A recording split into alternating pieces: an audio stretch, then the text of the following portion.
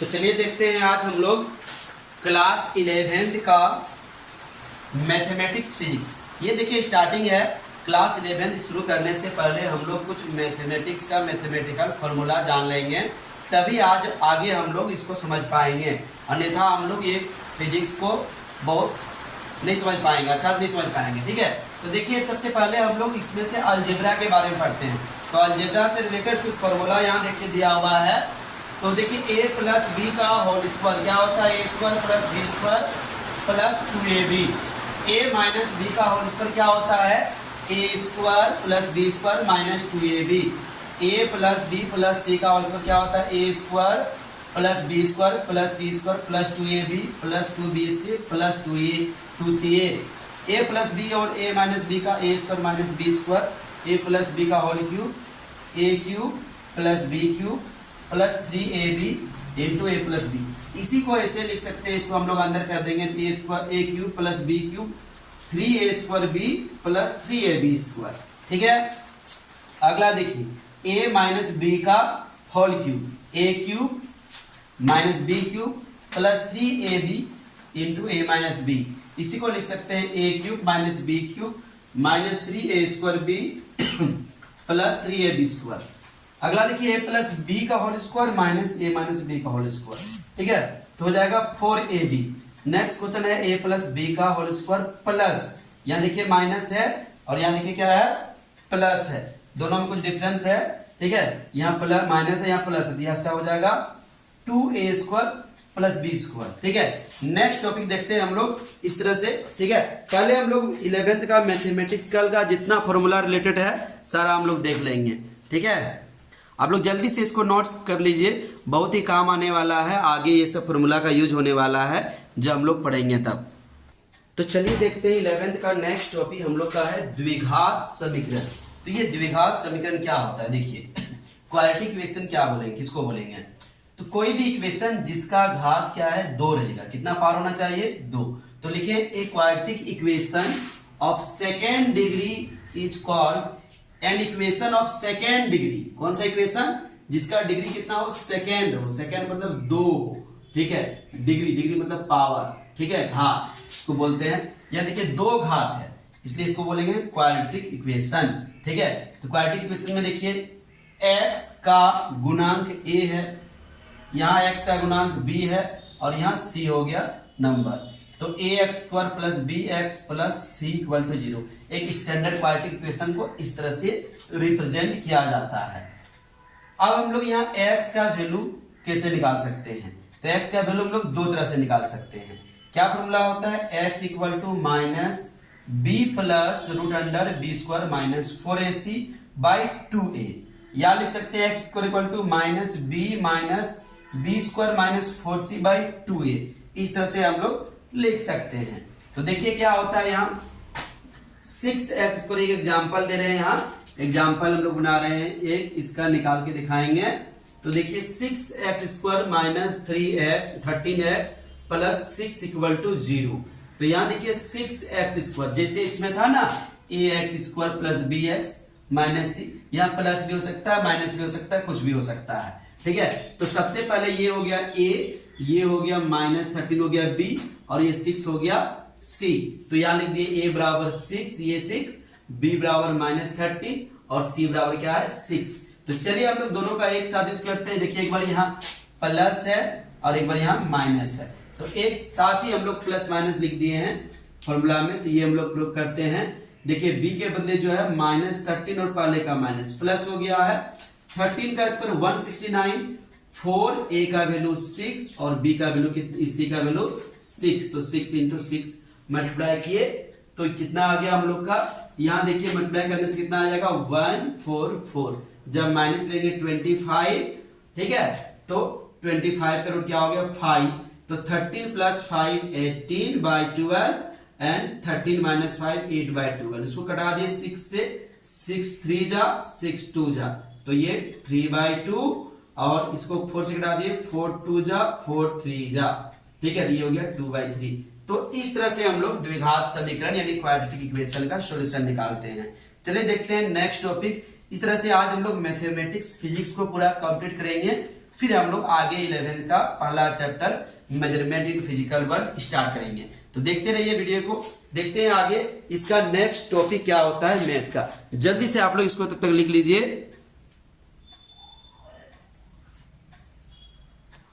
तो चलिए देखते हैं नेक्स्ट टॉपिक हम लोग जो फिजिक्स के लिए बहुत जरूरी है, ग्राफ। तो ग्राफ क्या है, ग्राफ को हम लोग ग्राफ क्या काम में आता है फिजिक्स में। तो देखिए एक graph is a line straight और curve which shows the variation of one quantity with respect to other quantity. इसका मतलब क्या हुआ, देखिए ग्राफ क्या होता है, दो फिजिकल क्वांटिटी के बीच का रिलेशन को शो करता है। जैसे मान लीजिए कि हम लोग वोल्टेज और करंट के लिए हम लोग ग्राफ बनाते हैं। देखिए एक तरफ हम लोग V लिख दिए, एक तरफ I लिख दिए। इसका मतलब जैसे जैसे हम लोग वोल्टेज इंक्रीज करेंगे करंट भी इंक्रीज करेगा, या जैसे जैसे हम लोग करंट को इंक्रीज करेंगे वोल्टेज में भी वेरिएशन आएगा। तो इस तरह से ग्राफ का ये लाइन स्ट्रेट है या कर्व है या कैसे भी हो, अलग अलग वेरिएशन को शो करता है। अगर स्ट्रेट लाइन है तो इसका मतलब V is directly proportional to I है। इंक्रीज हो रहा है, डिक्रीज हो रहा है तो कभी इनवर्सली प्रोपोर्शनल होगा या डायरेक्टली प्रोपोर्शनल होगा।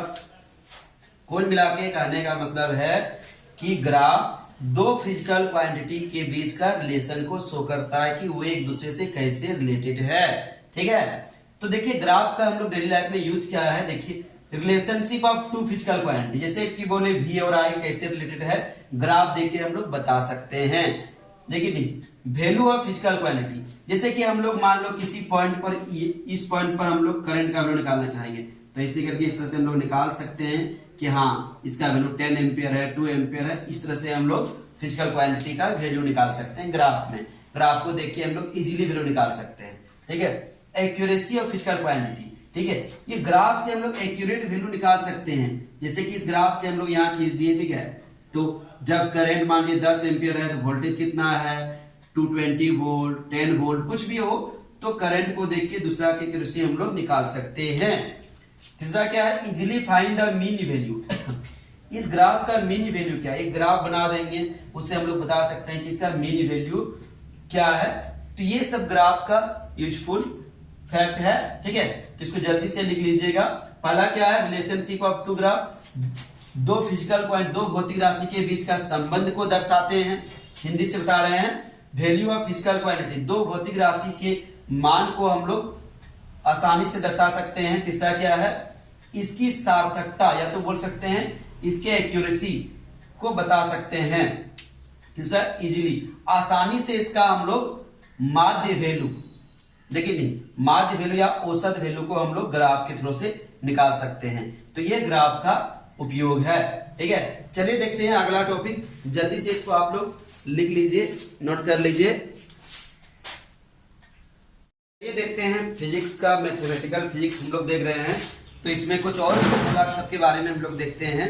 तो देखिए यहाँ सरकमफेरेंस ऑफ सर्कल, वृत्त की परिधि क्या होता है 2 पायर, और इसका क्षेत्रफल क्या होता है पायर स्क्वायर। अगर इसी में सेमी सर्कल रहा, ये सर्कल है, इसमें सेमी सर्कल, ये हो गया सेमी सर्कल, सर्कल का हाफ पार्ट को हम लोग मिटा दिए, तो ये सेमी सर्कल रहेगा, तो उसका सरकमफेरेंस क्या हो जाएगा, तो सेमी सर्कल का परिधि यानी सरकमफेरेंस क्या हो जाएगा, देखिए यहां से यहां तक टोटल था 2 पायर, तो 2 पायर का हाफ हो जाएगा पायर, और यहां से यहां तक हो जाएगा पायर प्लस 2r। तो इसी को लिख सकते हैं पायर प्लस d भी लिख सकते हैं। d बराबर क्या होता है 2r यानी 2r यानी डायमीटर। ठीक है, तो वृत्त की, अर्धवृत्त की परिधि क्या हो जाएगा, ये हो जाएगा अर्धवृत्त का क्षेत्रफल क्या हो जाएगा पायर स्क्वायर बाय 2 हो जाएगा, ये अर्धवृत्त का क्षेत्रफल हो जाएगा। ठीक है, तो अर्धवृत्त या वृत्त के बारे में हम लोग देख लिए। अब हम लोग नया टॉपिक देखेंगे, इसके बारे में सारा चीज का क्षेत्रफल देखेंगे हम लोग।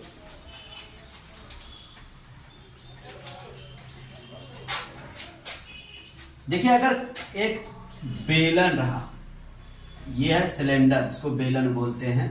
ठीक है, सिलेंडर का इसका h है लेंथ, रेडियस है r।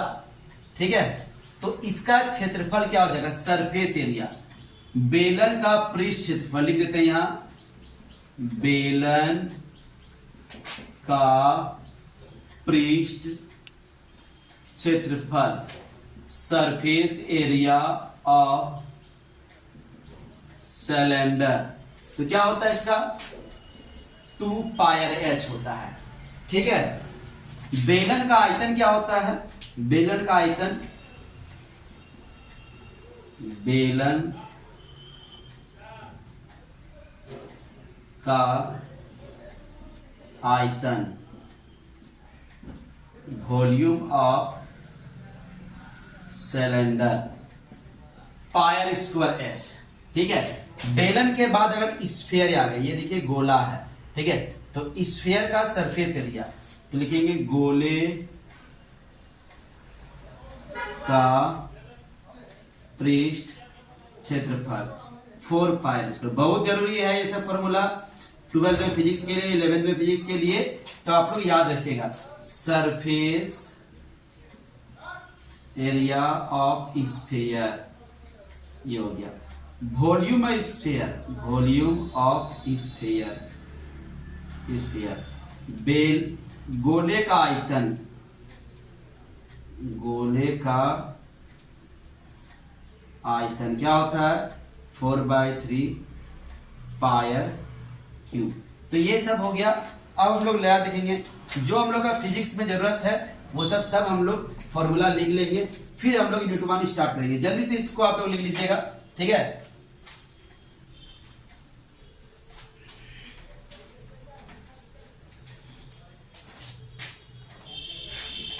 घन का पूछता है, घनाभ का।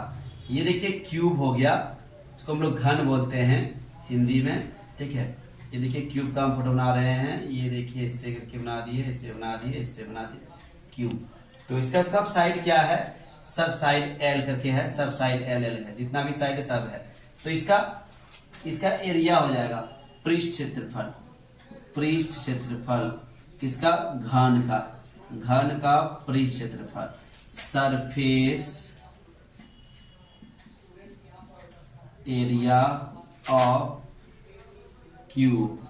तो क्या होता है 6 इंटू एल मतलब 6L²। ठीक है, ये हो गया घन का पृष्ठ क्षेत्रफल, ठीक है। घन का आयतन, घन का आयतन, वॉल्यूम ऑफ क्यूब, L मतलब L3, मतलब जो भी साइड रहेगा उसका क्यूब हो जाएगा वॉल्यूम, ठीक है। अब इसी के बाद हम लोग घनाभ का देखेंगे, ज्यादा चीज कड़ी देखेंगे, और फिर हम लोग इस चैप्टर को समाप्त करेंगे। हम लोग यूनिट 1 स्टार्ट करेंगे, ठीक है। तो जल्दी से देख लीजिए क्या होता है घनाभ का। घनाभ कैसे बनाते हैं, ये देखिए घनाभ हम बना रहे हैं, ये देखिए घनाभ बना दिए, ऐसे बनाइए, ऐसे बनाइए, ऐसे बना दिए। इसका मान लीजिए इसमें 3 चीज होता है LBH, ठीक है। तो घनाभ का पहले पृष्ठ क्षेत्रफल, घनाभ का पृष्ठ क्षेत्रफल, तो क्या हो जाएगा 2 इंटू LBH प्लस HL, ये हो गया घनाभ का पृष्ठ क्षेत्रफल। Surface area of cuboid, CUBOID cuboid, ठीक है। घनाभ का आयतन, घनाभ का आयतन, वॉल्यूम ऑफ क्यूबॉइड, LBH। तो ये सब फॉर्मूला आप लोग याद रख लीजिए। इसके अलावा और हम लोग को तो कोई विशेष चीज का इसमें से फिजिक्स में जरूरत नहीं है फॉर्मूला, और फॉर्मूला जरूरत पड़ेगा तो हम बता देंगे, लेकिन बेसिक चीज इतना आप लोग जरूर कीजिए, ठीक है। तो जल्दी से इसको लिखिए, फिर आगे हम लोग देखते हैं कुछ फॉर्मूला बचा है तो, ठीक है। जल्दी से नोट कर लीजिए इसको। तो दोस्तों हम लोग नेक्स्ट क्लास में पढ़ेंगे भौतिक जगत और मापन, मेजरमेंट इन फिजिकल वर्ल्ड, जो 11th का सबसे पहला चैप्टर है, ठीक है। इसके बारे में हम लोग पढ़ेंगे। तो आप लोग वीडियो को लाइक कीजिए, चैनल को सब्सक्राइब कीजिए, और अपने दोस्तों में शेयर जरूर कीजिए, ठीक है। और हम लोग नेक्स्ट क्लास में पहला चैप्टर पढ़ेंगे, देखिए मेजरमेंट इन फिजिकल वर्ल्ड, ठीक है। मेजरमेंट एंड फिजिकल वन, भौतिक जगत और मापन। जितना भी स्टेट बोर्ड हो, चाहे सेंट्रल बोर्ड हो, चाहे सीबीएसई हो, चाहे झारखंड बोर्ड हो, चाहे बिहार बोर्ड हो, यूपी बोर्ड हो, एमपी बोर्ड हो, कोई भी बोर्ड हो, बेसिक तौर पर इससे 4 मार्क्स का क्वेश्चन पूछा जाता है। यूनिट 1 से 4 मार्क्स या 3 मार्क्स का क्वेश्चन पूछा जाता है। स्टेट बोर्ड में 4 मार्क्स का, झारखंड बोर्ड में 4 मार्क्स का क्वेश्चन पूछा जाता है। सीबीएसई में भी इससे 4 मार्क्स का क्वेश्चन पूछा जाता है अक्सर, ठीक है। तो ये है हम लोग का चैप्टर, हम लोग नेक्स्ट क्लास में इसको देखेंगे। तो तब तक आप लोग चैनल को सब्सक्राइब कीजिए, वीडियो को लाइक कीजिए। धन्यवाद, जय हिंद। तो चलिए देखते हैं, आज हम लोग स्टार्ट करते हैं क्लास 11 का पहला चैप्टर स्टार्ट करते हैं। ये देखिए पहला चैप्टर है हम लोग का भौतिक जगत और मापन। कितना मार्क्स का है? 4 मार्क्स का। स्टेट बोर्ड या सेंट्रल बोर्ड, मतलब सीबीएसई या JAC board, Bihar board, UP board, कोई भी बोर्ड हो, जनरली 4 मार्क्स का क्वेश्चन पूछता है। तो सबसे पहले हम लोग जानेंगे साइंस के बारे में। तो साइंस क्या है? Knowledge which man has gained through observation and experiment when organised systematically. जब कोई भी ऑब्जर्वेशन या एक्सपेरिमेंट सिस्टेमेटिकली ढंग से ऑर्गेनाइज किया जाता है, तो उससे जो हम लोग को नॉलेज मिलता है उसी को हम लोग बोलते हैं साइंस। तो देखिए साइंस को 2 पार्ट में डिवाइड किया है, नॉन लिविंग और लिविंग। तो नॉन लिविंग के बारे में देखेंगे। नॉन लिविंग साइंस को ही नाम दिया गया फिजिकल साइंस। कौन सा साइंस दिया गया है? Physical science. तो फिजिकल साइंस के अंतर्गत हम लोग क्या पढ़ेंगे?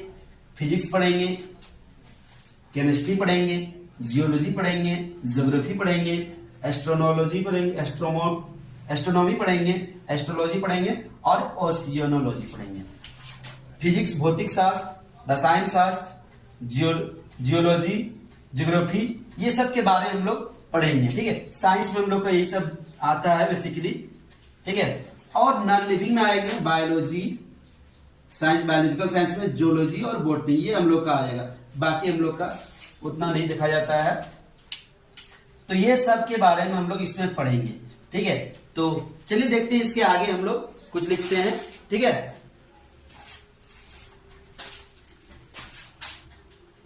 जल्दी इसको नोट कर लीजिए आप लोग। फिजिक्स के बारे में, जो हम लोग साइंस के बारे में पढ़े थे, साइंस का ब्रांच में पढ़े थे, उसमें से एक ब्रांच था फिजिक्स। तो हम लोग फिजिक्स के बारे में देखेंगे। तो फिजिक्स क्या है? The branch of science which deals with the study of nature and natural phenomena.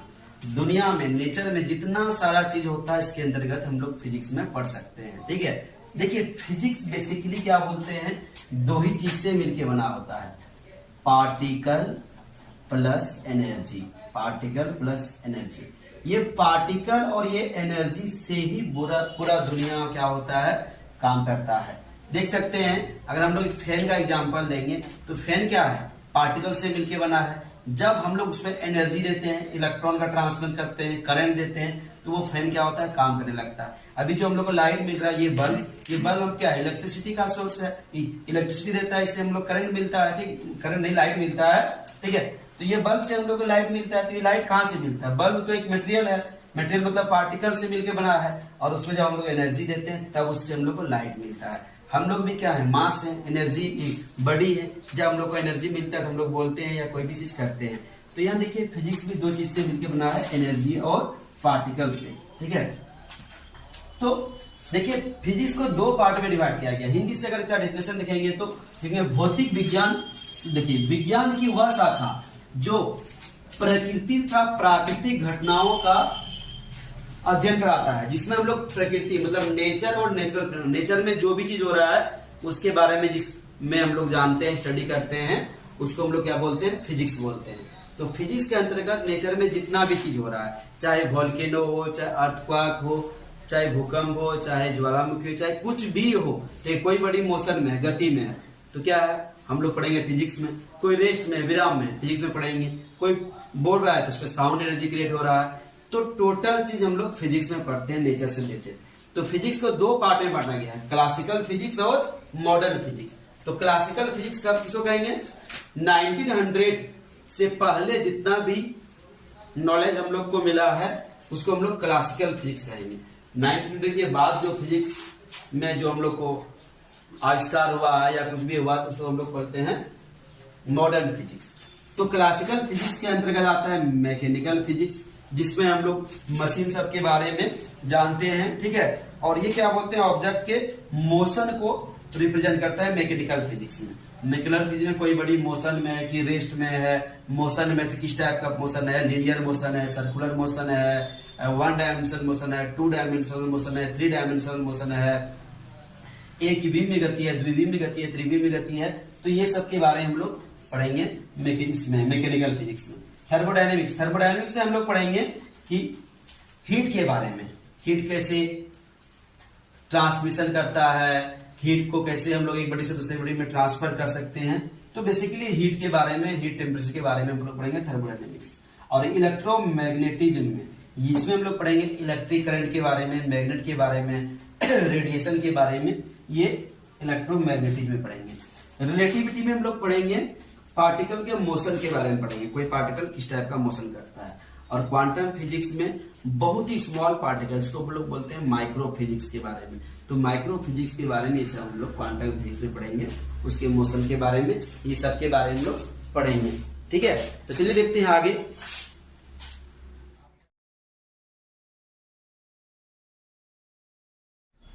तो चलिए देखते हैं हम लोग अभी जो कुछ हम लोग क्लासिकल फिजिक्स का जो ब्रांच देखे थे वो सब के बारे में कुछ डिफाइन कर लेते हैं। देखिए सबसे पहले हम लोग पढ़े थे मैकेनिक्स। तो मैकेनिक्स में क्या है, it deals with the theory of motion of material object at very low speed. Low speed से जैसे कि आप बोलते हैं कोई कार, कोई बाइक, कोई ट्रेन, कोई पक्षी किस स्पीड से जाता है, किस तरह से जाता है, उसका स्पीड क्या होता है, 1 डायमेंशन होता है, 2 डायमेंशन होता है कि 3D होता है। तो ये सब के बारे में हम लोग मैकेनिकल फिजिक्स में यानी मैकेनिक्स में पढ़ेंगे, ठीक है। थर्मोडायनेमिक्स क्या है, it deals with the heat, temperature and behaviour of system of very large number of particle. Thermodynamics में हम लोग हीट के बारे में पढ़ेंगे, टेम्परेचर के बारे में पढ़ेंगे। और या तो कोई भी पार्टिकल को जब हम लोग हीट देते हैं, टेम्परेचर देते हैं, हीट करते हैं, तो उसके अंदर का सिस्टम जो होता है वाइब्रेट करने लगता है, तो उसके मोशन के बारे में हम लोग पढ़ेंगे। इसी हम लोग कैलोरीमेट्री पढ़ेंगे, थर्मामीटर पढ़ेंगे, अलग अलग टाइप का थर्मामीटर पढ़ेंगे, Fahrenheit thermometer, Celsius thermometer, Kelvin, Rankine, Reaumur, ठीक है। तो अलग अलग टेम्परेचर स्केल के बारे में भी हम लोग इसमें पढ़ेंगे। इलेक्ट्रोमैग्नेटिज्म, ठीक है, उसमें हम लोग क्या पढ़ेंगे, देखिए it deals with the study of electricity, magnetism and electromagnetic radiation. तो इसमें हम लोग पढ़ेंगे इलेक्ट्रिसिटी के बारे में पढ़ेंगे, इलेक्ट्रिक चार्ज के बारे में पढ़ेंगे, इलेक्ट्रिक करंट के बारे में पढ़ेंगे, ठीक है। मैग्नेटिज्म, मैग्नेट के बारे में पढ़ेंगे, मैग्नेट में क्या पोल होता है, मैग्नेट कैसे बिहेवियर करता है, इलेक्ट्रिक फील्ड में कैसे बिहेव करता है, इलेक्ट्रोमैग्नेट कैसे बनाते हैं, अलग अलग चीज के बारे में हम लोग इसमें पढ़ेंगे मैग्नेट से related. Electromagnetic radiation, electromagnetic radiation में इलेक्ट्रोमैग्नेटिक वेव के बारे में पढ़ेंगे, radio wave, microwave, infrared, visible, किसका फ्रीक्वेंसी ज्यादा होता है, किसका वेवलेंथ ज्यादा होता है, वेवलेंथ ज्यादा होने से क्या होता है, स्पीड कैसे डिपेंड करता है रेडिएशन का वेवलेंथ और फ्रीक्वेंसी पर, ये सब के बारे में इस चैप्टर में हम लोग पढ़ेंगे। अब हम लोग एक एक चैप्टर के बारे में स्टडी करेंगे। हम लोग जानेंगे नेचर में कितना फोर्स होता है, उस सब के बारे में जानेंगे। कौन सा फोर्स सबसे पावरफुल होता है, स्ट्रांग होता है, कौन सा फोर्स दुर्बल होता है, प्रबल होता है, ये सब के बारे में हम लोग जानेंगे। तो जल्दी से आप लोग इसे नोट कर लीजिए।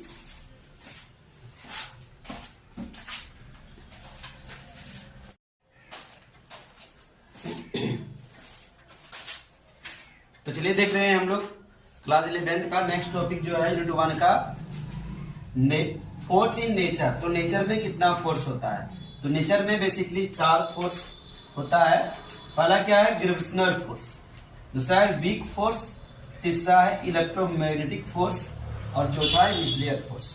तो एक एक करके हम लोग सबके बारे में जानेंगे। सबसे पहले हम लोग देखते हैं ग्रेविटेशनल फोर्स क्या होता है, इसके बारे में जानेंगे, ठीक है। तो ग्रेविटेशनल फोर्स यानी कि गुरुत्वाकर्षण बल, क्या बोलेंगे, गुरुत्वाकर्षण बल, ये इसका हिंदी हो गया गुरुत्वाकर्षण बल। तो गुरुत्वाकर्षण बल क्या होता है इसके बारे में हम लोग जानेंगे। क्लास 11th में इसके लिए एक चैप्टर ही बना दिया गया है, ग्रेविटेशनल ग्रेविटी। तो उसमें हम लोग डिटेल में पढ़ेंगे। अभी हम लोग थोड़ा सा कुछ जानेंगे। कोई भी दो बॉडी है, कोई भी दो मास है जिसके सेंटर से कुछ दूरी, यहाँ आर्क शो कर दिए, ये मास हो गया m1, ये मास हो गया m2। तो दो मास के बीच जो अट्रैक्शनल फोर्स लगता है, दो द्रव्यमान के बीच जो आकर्षण बल लगता है, इसी बल का नाम है क्या? गुरुत्वाकर्षण बल। ठीक है। तो गुरुत्वाकर्षण बल क्या होता है? इसके लिए बहुत ज्यादा मास चाहिए। अगर हम लोग जैसे कि ये दो मार्कर है, दो मार्कर के बीच हम लोग ग्रेविटेशनल फोर्स निकालेंगे तो बहुत ही स्मॉल होगा। ठीक है। जैसे कि अर्थ और मून के बीच, अर्थ और सन के बीच, मार्स जुपिटर के बीच, पृथ्वी, अलग अलग ग्रहों के बीच जो लगता है, तो ये है गुरुत्वाकर्षण बल। तो गुरुत्वाकर्षण बल का गुण क्या है, इसके हम लोग बारे में जानेंगे। इसका प्रॉपर्टी क्या है? तो सबसे पहले इसका गुरुत्वाकर्षण बल का गुण क्या है? ये एक यूनिवर्सल फोर्स है। यूनिवर्सल फोर्स मतलब क्या हो गया, जिसको हम लोग बोलेंगे हिंदी में, यह एक सार्वत्रिक बल है। यूनिवर्सल फोर्स पहला गुण क्या हो गया? It is a universal force. It is a universal force. यह एक सार्वत्रिक बल है। यह एक सार्वत्रिक बल है। सार्वत्रिक बल इसलिए कहा जाता है इसको, क्योंकि ब्रह्मांड के किसी भी कोने पर इस बल का मान नहीं बदलता है। अगर दो ऑब्जेक्ट लेंगे, दो बॉडी लेंगे, इसको हम लोग कहीं भी ब्रह्मांड में ले जाएं, तो गुरुत्वाकर्षण बल का मान क्या होगा? समान होगा। इसलिए इसको सार्वत्रिक बल कहा जाता है। दूसरा गुण क्या है? These are the weakest force in nature. यह प्रकृति का सबसे दुर्बल बल है। यह प्रकृति का सबसे कमजोर बल है। सबसे कमजोर बल कौन है? गुरुत्वाकर्षण बल। ठीक है। तीसरा गुण क्या है? यह एक सेंट्रल फोर्स है, मतलब यह एक केंद्रीय बल है। तीसरा गुण क्या हो जाएगा? यह एक सेंट्रल फोर्स है। It is a central force. ये देखिए, दो जो बॉडी है, यहाँ दो मास है, दोनों मास के सेंटर से डिस्टेंस को लिए। कहां से लिए? केंद्र से दूरी लिए, यहां से यहां तक दूरी लिए। ऐसा नहीं कि हम लोग ये दो बॉडी है, हम लोग यहां से दूरी ले लेंगे या यहां से ले लेंगे या तो यहां से ले लेंगे, ऐसा नहीं। ये सब सारा गलत है। ये हो जाएगा सेंटर से। कहां से लेंगे हम लोग? सेंटर से ले लेंगे दूरी, इसलिए इसको कहते हैं सेंट्रल फोर्स। ठीक है। यह एक केंद्रीय बल है। तो ये सारा गुरुत्वाकर्षण बल का प्रॉपर्टी है। तो ये हम लोग का पहला है गुरुत्वाकर्षण बल। ठीक है। नेक्स्ट देखेंगे हम लोग अगला फोर्स क्या था? Weak force. तो वीक फोर्स के बारे में लोग जानेंगे। तो दूसरा नंबर पर हम लोग का है वीक फोर्स। दूसरा नंबर पर क्या है? Weak force. WEAK, weak force. इसको बोलते हैं हिंदी में दुर्बल बल। देखिए, नाम है इसका भले ही दुर्बल बल, लेकिन गुरुत्वाकर्षण बल से ज्यादा पावरफुल है। गुरुत्वाकर्षण बल से क्या है? ज्यादा पावरफुल है। जैसे कि जब भी रेडियो सक्रियता होता है, रेडियो एक्टिव डिके होता है। रेडियो एक्टिव डिके क्या होता है? कोई भी हैवी एलिमेंट जैसे कि यूरेनियम हो गया, लेकिन थोरियम हो गया, तो ये सब का जो न्यूक्लियस होता है, न्यूक्लियस में जो प्रोटॉन और न्यूट्रॉन होता है, तो ये न्यूक्लियस अनस्टेबल होता है, अस्थायी हो जाता है, असंतुलन में हो जाता है, जिस कारण इससे कुछ न कुछ रेडिएशन निकलता है। तो इसी घटना को हम लोग बोलते हैं रेडियो एक्टिविटी या रेडियो एक्टिव डिके बोलते हैं। ठीक है। तो इससे जब निकलता है, इससे 3 प्रकार का पार्टिकल निकलता है। गामा पार्टिकल, अल्फा पार्टिकल और क्या होता है? Beta particle. तो बीटा पार्टिकल वगैरह जब निकलता है तो एक फोर्स लगता है, और उसी फोर्स का नाम क्या है? वीक फोर्स, यानी दुर्बल बल। ठीक है। तो दुर्बल बल का देखिए कुछ प्रॉपर्टी बता रहे हैं दुर्बल बल का। देखिए, पहला प्रॉपर्टी है कि ये जो है, हम लोग पहले देखे थे ना ग्रेविटेशनल फोर्स, तो ग्रेविटेशनल फोर्स से 10⁵ टाइम्स स्ट्रॉन्गर है।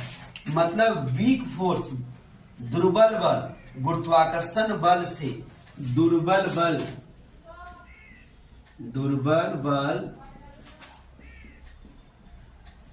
गुरुत्वाकर्षण बल से 10⁻25 गुना प्रबल है। Weak force is stronger than gravitational force कितना 10⁻25 टाइम्स होता है। मतलब वीक फोर्स भले ही नाम है लेकिन ये भी बहुत स्ट्रांग होता है, लेकिन हाँ ग्रेविटेशनल फोर्स से स्ट्रांग होता है, बाकी फोर्स से वीक होता है। इसका प्रॉपर्टी, पहला प्रॉपर्टी ये क्या है कि ये इतना स्ट्रांग होता है। दूसरा प्रॉपर्टी इसका ये है कि बहुत सारा पार्टिकल होता है, जब रेडियो एक्टिव डीके होता है तो कुछ छोटा पार्टिकल निकलता है, जैसे लेप्टॉन हो गया, मेसॉन हो गया, तो ये सब पार्टिकल के बीच ये फोर्स लगता है। मेसॉन एक पार्टिकल सुने होंगे, ठीक है। बाकी इसका जो प्रॉपर्टी है उतना अभी नहीं मिला है जानकारी, ठीक है। तो ये अभी खोज चल रहा है इसके बारे में। तो ये है इसका दुर्बल बल का, यानी ग्रेविटेशनल क्या बोलते हैं कि वीक फोर्स का प्रॉपर्टी। हम लोग नेक्स्ट पॉइंट देखेंगे अगला फोर्स के बारे में। अगला फोर्स क्या था? Electromagnetic force. नेक्स्ट क्या है? Electromagnetic force. तीसरा नंबर क्या है? Electromagnetic force. इलेक्ट्रोमैग्नेटिक फोर्स जिसको बोलते हैं विद्युत चुंबकीय बल। विद्युत चुंबकीय बल। तो विद्युत चुंबकीय बल में सिर्फ विद्युत और चुंबकीय बल नहीं आता है, इसके अलावा दूसरा बल आता है, जैसे कि आ गया तनाव बल, आ गया घर्षण बल, आ गया उसके बाद स्प्रिंग। कोई स्प्रिंग में अगर कोई वस्तु को लटका देंगे तो जो बल लगेगा ये भी क्या है? विद्युत चुंबकीय बल के अंतर्गत ही आता है। तो ये सब बलों में सबसे जो प्रबल होता है जिसको हम लोग बोलते हैं electric force. Electric force Hindi में इसको बोलते हैं विद्युत बल, ठीक है। विद्युत चुंबकीय बलों में सबसे प्रबल होता है विद्युत बल। तो ये तीसरा पोजीशन में आता है। सबसे पहला पोजीशन में क्या था? Gravitational force. दूसरा पोजीशन में क्या था? Weak force, weak gravitational.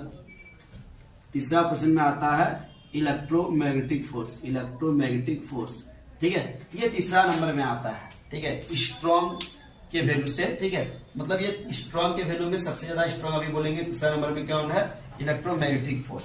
Electromagnetic force का क्या प्रॉपर्टी है? ये जो फोर्स होता है एट्रैक्टिव, मतलब आप पहला प्रॉपर्टी देखिएगा इसका विद्युत चुंबकीय बल का। यह बल आकर्षण प्रकृति का और विकर्षण प्रकृति का दोनों हो सकता है, ठीक है। जैसे कि मान लीजिए कि प्लस प्लस चार्ज लिया या माइनस माइनस चार्ज लिया तो क्या लगेगा? विकर्षण लगेगा। क्या लगेगा? विकर्षण। लेकिन वही प्लस या माइनस लिया, माइनस या प्लस लिया, क्या हो गया? आकर्षण। तो लिखिएगा पहला गुण इसका क्या हो जाएगा कि विद्युत चुंबकीय बल आकर्षण तथा विकर्षण दोनों प्रकृति का होता है, ठीक है। दूसरा गुण किसका क्या है? ये बल क्या होता है? दूरी के वर्ग के व्युत्क्रमानुपाती होता है। जितना भी है जो भी बल होगा ये दूरी के वर्ग के व्युत्क्रमानुपाती होता है। इसको बोल सकते हैं कि ये स्क्वायर इनवर्स लॉ को फॉलो करता है। कौन सा लॉ को? Square inverse. स्क्वायर और इनवर्स लॉ को फॉलो करता है। यह बल दूरी के वर्ग के व्युत्क्रमानुपाती होता है। तो ये इसका दूसरा गुण है, ठीक है। इसका तीसरा गुण क्या है? तीसरा गुण देखिएगा, बहुत इंपॉर्टेंट है तीसरा गुण। तो तीसरा गुण याद रखिएगा। तीसरा गुण इसका ये है कि ये जो होता है ग्रेविटेशनल फोर्स से जो इलेक्ट्रिक फोर्स होता है 10⁻6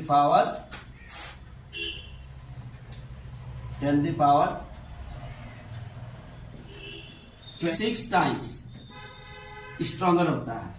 इलेक्ट्रिक फोर्स अगर हम लोग ऐसे रेशियो निकालेंगे कि electric force by gravitational force तो कितना आ जाएगा? 10⁻36।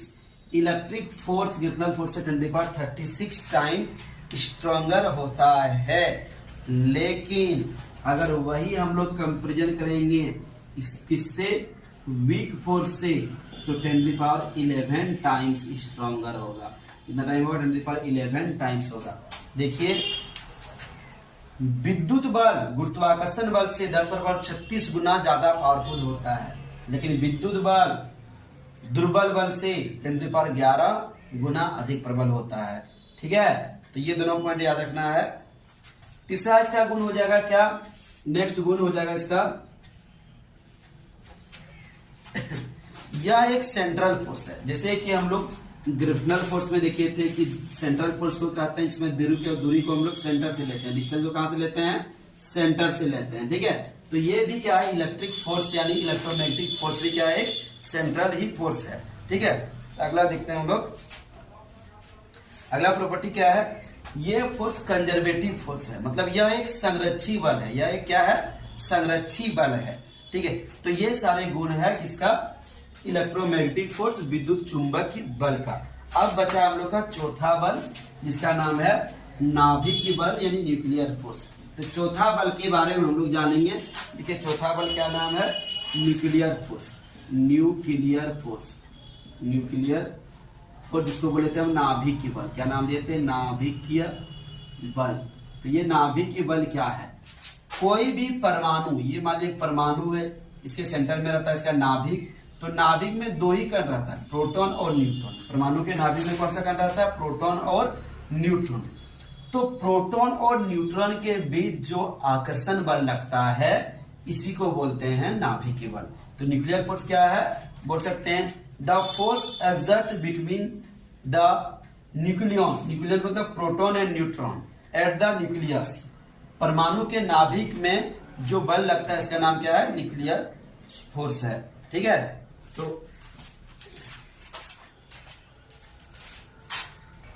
तो चलिए देखते हैं हम लोग न्यूक्लियर फोर्स के बारे में। तो न्यूक्लियर फोर्स क्या होता है, कोई भी एटम के जो न्यूक्लियस में प्रोटॉन और न्यूट्रॉन रहता है, प्रोटॉन और न्यूट्रॉन के बीच जो अट्रैक्शन फोर्स लगता है, आकर्षण बल लगता है, उसी को हम लोग बोलेंगे नाभिकीय बल। तो नाभिकीय बल का क्या क्या गुण है, तो पहला गुण देखते हैं हम लोग, ये बल क्या होता है, सबसे तो ये प्रबल बल है, प्रकृति का सबसे प्रबल बल है। ये क्या, स्ट्रॉन्गेस्ट फोर्स है, स्ट्रॉन्गेस्ट फोर्स इन नेचर। तो पहला गुण है, यह प्रकृति का सबसे प्रबल बल है। दूसरा प्रॉपर्टी क्या है, यह बल लगभग 10⁻⁻14 मीटर डिस्टेंस तक में लगता है, मतलब यह एक अल्प दूरी वाला बल है। It is a short distance force. इसका देखिए दो मतलब, इसमें प्रोटॉन और न्यूट्रॉन के बीच का दूरी कितना होता है, बहुत ही कम होता है, 10⁻14 मीटर होता है, ठीक है। तीसरा क्या है, यह एक आकर्षण प्रकृति का बल है। कैसा प्रकृति का बल है, आकर्षण, एट्रैक्टिव इन नेचर, इसको बोलते हैं एट्रैक्टिव, एट्रैक्टिव नेचर। यह बल का प्रकृति क्या होता है, एट्रैक्टिव होता है। यह कौन सा बल है, यह बल आकर्षण प्रकृति का होता है, ठीक है। चौथा गुण क्या हो जाएगा, यह बल चार्ज पर डिपेंड नहीं करता है, चार्ज पर डिपेंड नहीं करता है, आवेश पर यह बल निर्भर नहीं करता है। आवेश रहे, जैसे कि हम लोग जानते हैं कि न्यूट्रॉन पर कोई आवेश नहीं होता है, तो न्यूट्रॉन और प्रोटॉन के बीच में यह आकर्षण बल लग सकता है, और लगता भी है। मतलब प्रोटॉन न्यूट्रॉन के बीच बल लग सकता है, प्रोटॉन के बीच बल लग सकता है, न्यूट्रॉन के बीच बल लग सकता है, किसी के बीच भी बल लग सकता है। यह बल आवेश पर निर्भर नहीं करता है। It is independent from charge, nuclear force is independent from charge. ये चौथा गुण हो गया। पांचवा गुण इसका क्या हो गया, देखिए पांचवा गुण जानिए। तो पांचवा गुण इसका ये है कि nuclear force non central force है। महत्वपूर्ण गुण है नॉन सेंट्रल बल।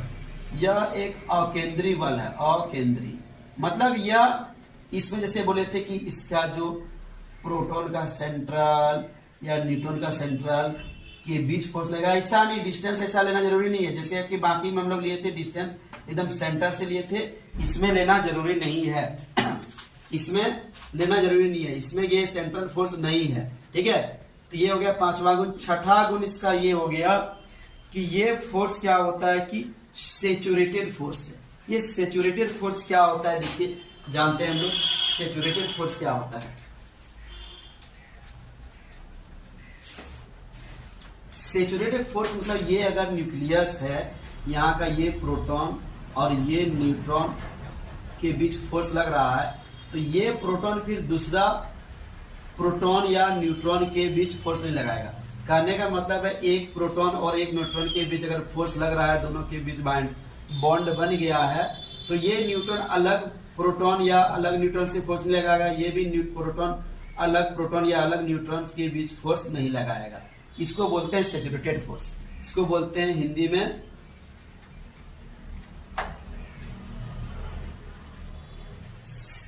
सैचुरेटेड फोर्स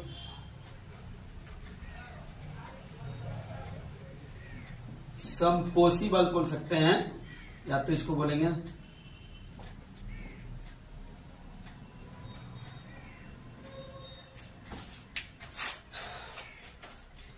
एक और इसका प्रॉपर्टी है कि ये जो हम बोले 10⁻⁻14 मीटर के बीच तक का फोर्स लगेगा। अगर डिस्टेंस, अगर इसमें से डिस्टेंस, इस डिस्टेंस को हम लोग 10⁻⁻14 से कम कर देंगे, डिस्टेंस 14 से कम कर देंगे, तो ये थोड़ा रिपल्सिव भी लगता है।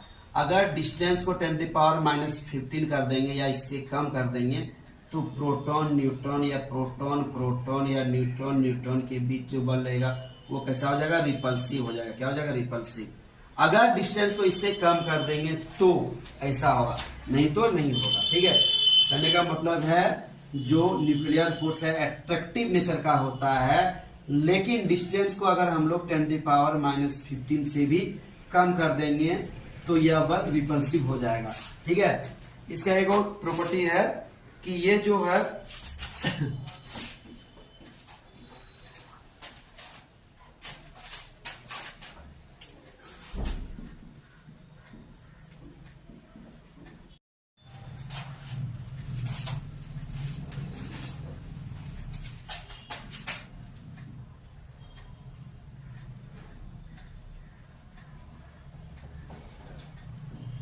ये बल देखिए, न्यूक्लियर फोर्स ग्रेविटेशनल फोर्स से इतना स्ट्रांग है, न्यूक्लियर फोर्स इलेक्ट्रिक फोर्स से इतना स्ट्रांग है, और न्यूक्लियर फोर्स वीक फोर्स से इतना स्ट्रांग है। ये देखिए है, ठीक है। न्यूक्लियर फोर्स ग्रेविटेशनल फोर्स से 10⁻38 टाइम्स पावरफुल है। न्यूक्लियर फोर्स इलेक्ट्रिक फोर्स से 10⁻2 टाइम्स पावरफुल है। मतलब बोल सकते हैं, देखते हैं हम लोग क्या बोलते हैं, electric force sorry nuclear force और ग्रेविटेशनल फोर्स कितना टाइम स्ट्रांग है। न्यूक्लियर फोर्स ग्रेविटेशनल फोर्स का 10⁻38 टाइम्स स्ट्रॉन्गर है, और न्यूक्लियर फोर्स इलेक्ट्रिक फोर्स से 10⁻2 टाइम्स स्ट्रॉन्गर है। लेकिन न्यूक्लियर फोर्स जो वीक फोर्स से है 10⁻11 टाइम स्ट्रॉन्ग है। नाभिक बल गुरुत्वाकर्षण बल से 10⁻38 गुना प्रबल है, ज्यादा पावरफुल है। नाभिक बल विद्युत चुंबकीय बल से यानी विद्युत बल से 10⁻2 यानी क्या बोल सकते हैं, 100 गुना ज्यादा पावरफुल है, ज्यादा प्रबल है। और नाभिक बल दुर्बल बल से लगभग 10⁻11 गुना ज्यादा प्रबल है। अब हम लोग पढ़ेंगे सिस्टम ऑफ यूनिट। ठीक है, तो चलिए देखते हैं सिस्टम ऑफ यूनिट।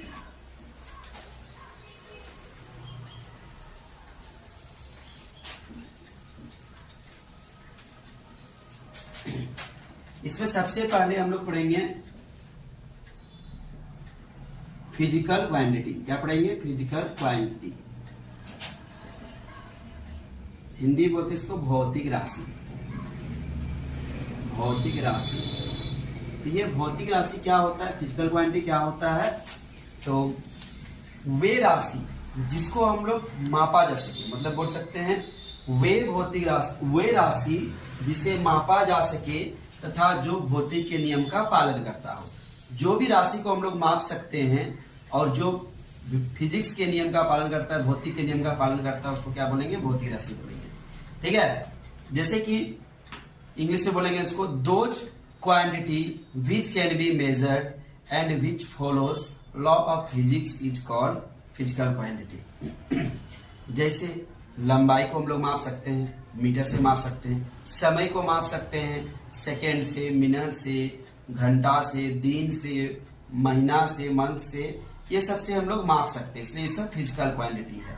द्रव्यमान को, जैसे कि ये मार्कर कितना वजन का है, इसको माप सकते हैं, ये सब फिजिकल क्वांटिटी है। ठीक है, लेकिन किसको माप नहीं सकते हैं, जैसे कि किसी का फीलिंग, कोई सैड है, कोई उदास है, कितना उदास है, माप सकते हैं? ऐसा नहीं बोलेंगे वो 1 घंटा उदास है, 1 किलो उदास है, 2 किलो उदास है, नहीं माप सकते हैं।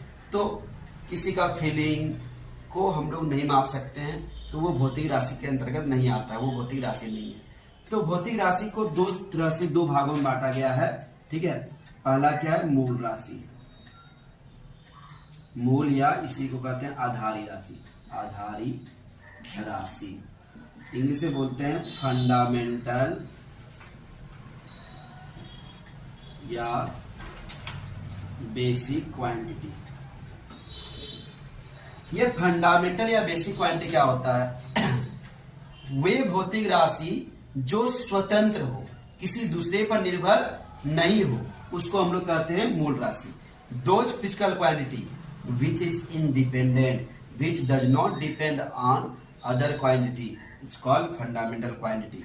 तो मूल राशि कितना वो है? 7 मूल राशि है। 1 2 3 4 5 6 और एक यहां लिख दिए 7। तो ये 7 मूल राशि है। ठीक है, थोड़ा सा ऊपर के लिखते हैं। देखिए 1 2 3 4 5 6 7। सबसे पहले देखिए लंबाई, लंबाई मीन्स लेंथ। ठीक है, तो लंबाई का एसआई मात्रक क्या होता है? मीटर होता है। इसका बीमा क्या होता है? एल होता है। डायमेंशन, बीमा मतलब क्या हो गया? डायमेंशन। बीमा मतलब क्या हो गया? डायमेंशन। ये देखिए राशि हो गया। ठीक है, ये देखिए मात्रक हो गया। मात्रक मतलब कैसा मात्रक है? एसआई मात्रक। ठीक है, और ये देखिए बीमा हो गया। बीमा मतलब क्या हो गया? डायमेंशन। बीमा मतलब क्या हो गया? डायमेंशन। डायमेंशन। तो लंबाई देखिए, जरूरी नहीं कि लंबाई की जगह चौड़ाई, ऊंचाई, दूरी, विस्थापन कुछ भी रह सकता है। सबका मात्रक एसआई मात्रक क्या हो जाएगा? मीटर। और इसका बीमा क्या हो जाएगा? एल हो जाएगा। ठीक है, दूसरा क्या हो गया? समय। समय, समय का मात्रक क्या होता है? सेकेंड। और बीमा क्या होता है? टी होता है। तीसरा क्या होता है? द्रव्यमान। द्रव्यमान मीन्स मास। मास का क्या होता है? केजी होता है। इसका बीमा क्या होता है? एम होता है। एम। डायमेंशन क्या होता है? एम। तापमान। तापमान। टेम्परेचर। टेम्परेचर को क्या सिद्ध करते हैं? यूनिट क्या होता है इसका? केल्विन। क्या होता है? केल्विन। डायमेंशन क्या होता है? के थीटा यूज करता है डायमेंशन के लिए। जैसा क्या? विद्युत धारा। विद्युत धारा। विद्युत धारा, इलेक्ट्रिक करंट। मात्रा क्या होता है? एम्पियर। बीमा क्या होता है? ए। बहुत सारा बुक में आई भी देता है। तो ये सब इसका बीमा हो गया। ठीक है, ज्योति तीव्रता। ज्योति तीव्रता, ल्यूमिनस इंटेंसिटी। ज्योति तीव्रता क्या बोलते हैं? Luminous intensity. इसका यूनिट क्या होता है? कैंडेला। क्या होता है? कैंडेला। लिखते हैं कैंडेला। इसका डायमेंशन क्या होता है? सीडी लिखता है। क्या लिखता है? सीडी लिखता है, या कोई बुक में सीएडी भी लिख देता है। ठीक है, तो ये दोनों लिख सकते हो। पदार्थ की मात्रा, ये भी एक यूनिट होता है, जिसको बोलते हैं अमाउंट ऑफ सब्सटेंस। पदार्थ की मात्रा। ठीक है, इसका यूनिट क्या होता है? इसका यूनिट होता है मोल। क्या यूनिट होता है? मोल। इसके लिए डायमेंशन एन यूज किया जाता है। देखिए ये सब उतना यूज नहीं होता है। बेसिकली हम लोग को ये 3 चीज याद रखना पड़ेगा। ठीक है, 3 चीज बहुत जरूरी है। लंबाई का यूनिट क्या होता है? मीटर। Dimension L. समय का यूनिट सेकेंड। Dimension T. द्रव्यमान का यूनिट केजी। Dimension M. तापमान का केल्विन। के या थीटा। विद्युत धारा का एम्पियर। ए या आई। ज्योति तीव्रता का कैंडेला। सीडी या सीएडी। पदार्थ की मात्रा का मोल। ये बेसिक चीज है, इसको जानना पड़ेगा। तो पहला भौतिक राशि क्या था? इसको हम लोग बोले थे मूल राशि। जल्दी से इसको लिख लीजिए, मिटा रहे हैं। ठीक है, दूसरा टाइप देखते हैं।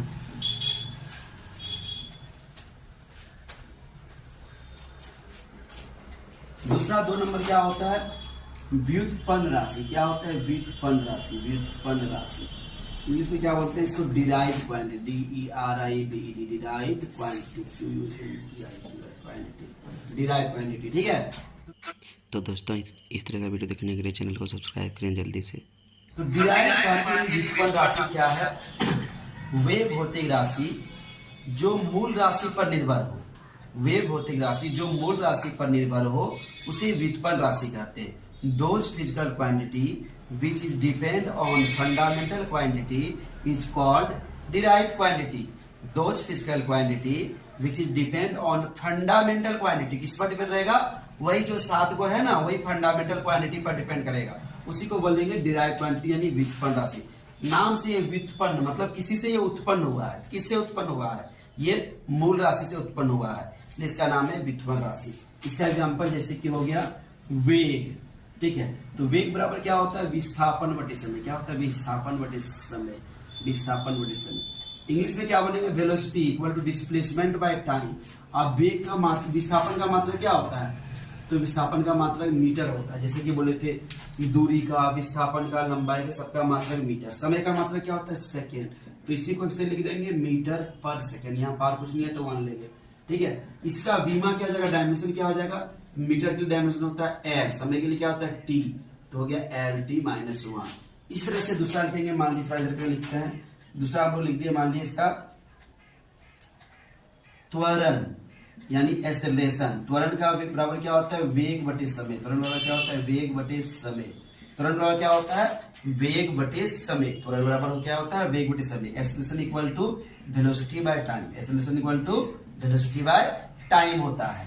तो वेलोसिटी का यूनिट क्या देखिए हम लोग लिखे हैं मीटर पर सेकेंड। मीटर पर सेकेंड और यहाँ 1 सेकेंड, तो 1 सेकेंड और 1 सेकेंड मिलकर क्या हो जाएगा 2 सेकेंड, तो मीटर पर सेकेंड स्क्वायर। अब इसका डायमेंशन क्या होता है जल्दी से बताइए आप लोग।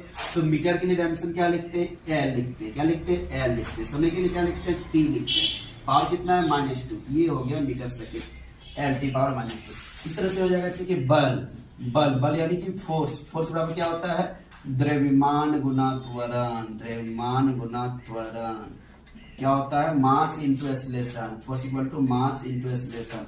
अब मास का यूनिट क्या होता है, केजी, और एक्सेलरेशन का यहाँ है। एक्सेलरेशन का हम लोग निकाल चुके हैं त्वरण का, तो लिखेंगे मीटर पर सेकेंड स्क्वायर। ठीक है, इसका डायमेंशन क्या हो जाएगा, केजी के लिए होता है डायमेंशन एम।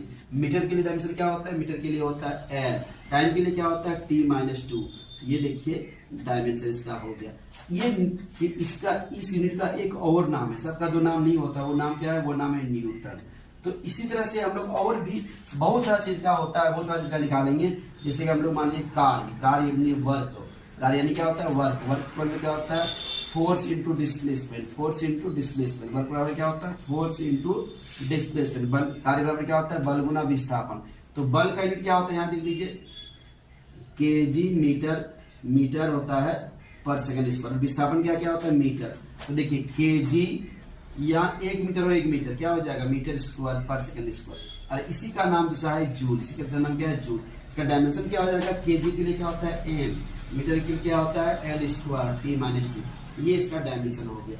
तो इस तरह से हम लोग देखेंगे, आगे देखेंगे। जल्दी से इसको नोट कीजिए आप लोग।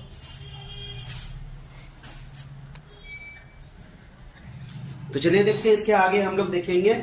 देखिए हम लोग दो तरह का राशि देखिए, मूल राशि और व्युत्पन्न राशि। पहले देखिए भौतिक राशि। तो भौतिक राशि का दो प्रकार होता है, मूल राशि और व्युत्पन्न राशि। मूल राशि की संख्या कितना होता है, 7 होता है। 5 और 2 7 होता है। क्या क्या होता है, लंबाई, समय, द्रव्यमान, तापमान, विद्युत धारा, ज्योति तीव्रता और क्या था, पदार्थ की मात्रा। 7 के अलावा अब देखिए क्या है, व्युत्पन्न राशि। व्युत्पन्न राशि में बहुत सारा होता है, वेग हो गया, त्वरण हो गया, बल हो गया, कार्य हो गया, शक्ति हो गया, दाब हो गया। इस तरह से बहुत सारा होता है। ठीक है, तो उसके अलावा एक अन्य राशि होता है, अन्य मात्रक होता है, इसका नाम है संपूरक मात्रक। ठीक है, ये संपूरक मात्रक क्या होता है, देखिए 2 संपूरक मात्रक होता है, समतल कोण और ठोस कोण। तो समतल कोण का मात्रक होता है रेडियन और ठोस कोण का मात्रक होता है स्टेरेडियन। ये 2 फिजिकल क्वांटिटी ऐसा है, ये 2 ऐसा भौतिक राशि है जिसका सिर्फ मात्रक होता है, विमा नहीं होता है। विमा क्या होता है, नहीं होता, सिर्फ मात्रक होता है।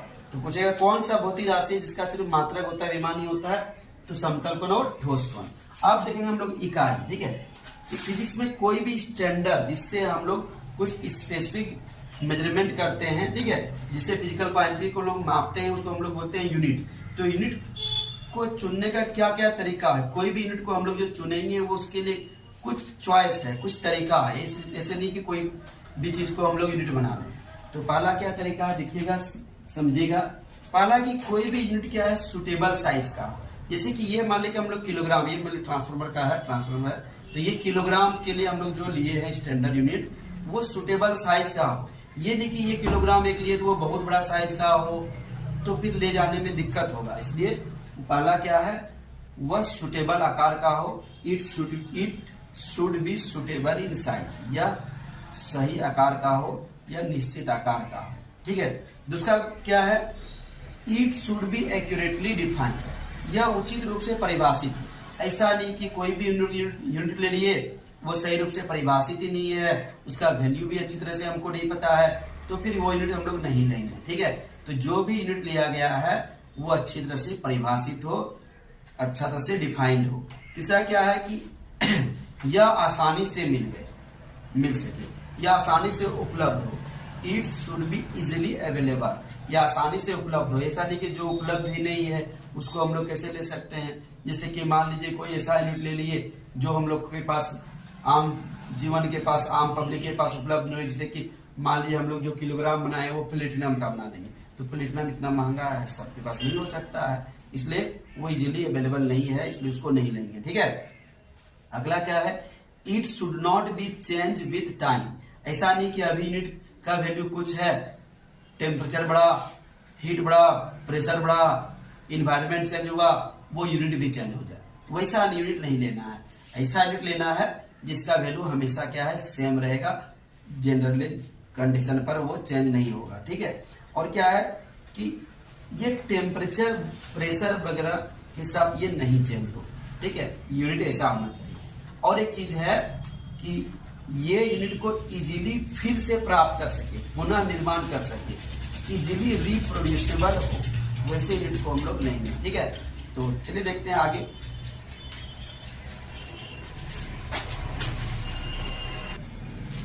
तो चलिए देखते हैं हम लोग, कुछ सिस्टम ऑफ यूनिट है, अलग अलग यूनिट का सिस्टम है। ठीक है, मतलब कुछ यूनिट बनाया गया है पहले, जब एसआई यूनिट नहीं बना था तो उससे पहले कुछ यूनिट फेमस में आया, अलग अलग देशों ने अपना अपना कुछ यूनिट बनाया। इसमें से कुछ यूनिट ये है, सबसे पहले एफपीएस।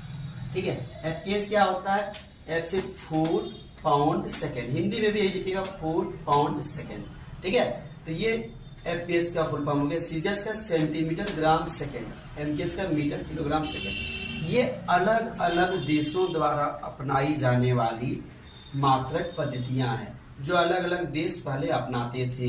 इंडिया में भी बहुत सारा यूनिट था, जैसे कि हम लोग मेजरमेंट के लिए फुट का यूज करते थे पहले, लेकिन लंबाई को हम लोग फुट से मेजर कर लेते थे। ठीक है, अभी इंडिया में कट्ठा, बीघा, ये सब सिस्टम चलता है। ठीक है, तो ये सब सिस्टम अलग अलग कंट्री द्वारा लिया जाता था। लेकिन जब इंटरनेशनल बिजनेस स्टार्ट हुआ, एक कंट्री से दूसरा कंट्री बिजनेस करने लगा, तो लोगों को समझने में दिक्कत होने लगा। कोई जैसे कि पाउंड में मेजर करता है, कोई ग्राम में, कोई किलोग्राम में, तो ये सब प्रॉब्लम होने लगा। तब 1960 में, कब 1960 के आसपास में, ठीक है, एक नया सिस्टम सभी देशों ने मिलकर बनाया, और उस सिस्टम का क्या नाम है, एसआई सिस्टम, एसआई यूनिट। और उस एसआई यूनिट में वही 7 फंडामेंटल क्वांटिटी को लिया गया, जो हम लोग स्टार्टिंग में पढ़े थे इसमें से। लेकिन क्या क्या लिया गया था, लेंथ के लिए लेंथ, टाइम, मास, ठीक है, लंबाई, समय, द्रव्यमान, ये सब जो 7 बताए थे वही 7 को लिया गया। ठीक है, और सभी देशों ने मिलके उसका यूनिट डिसाइड किया, मात्रा डिसाइड किया, सब चीज डिसाइड किया। तो ये हम लोग का हो गया। ठीक है, तो इसको लिख लीजिए जल्दी से आप लोग।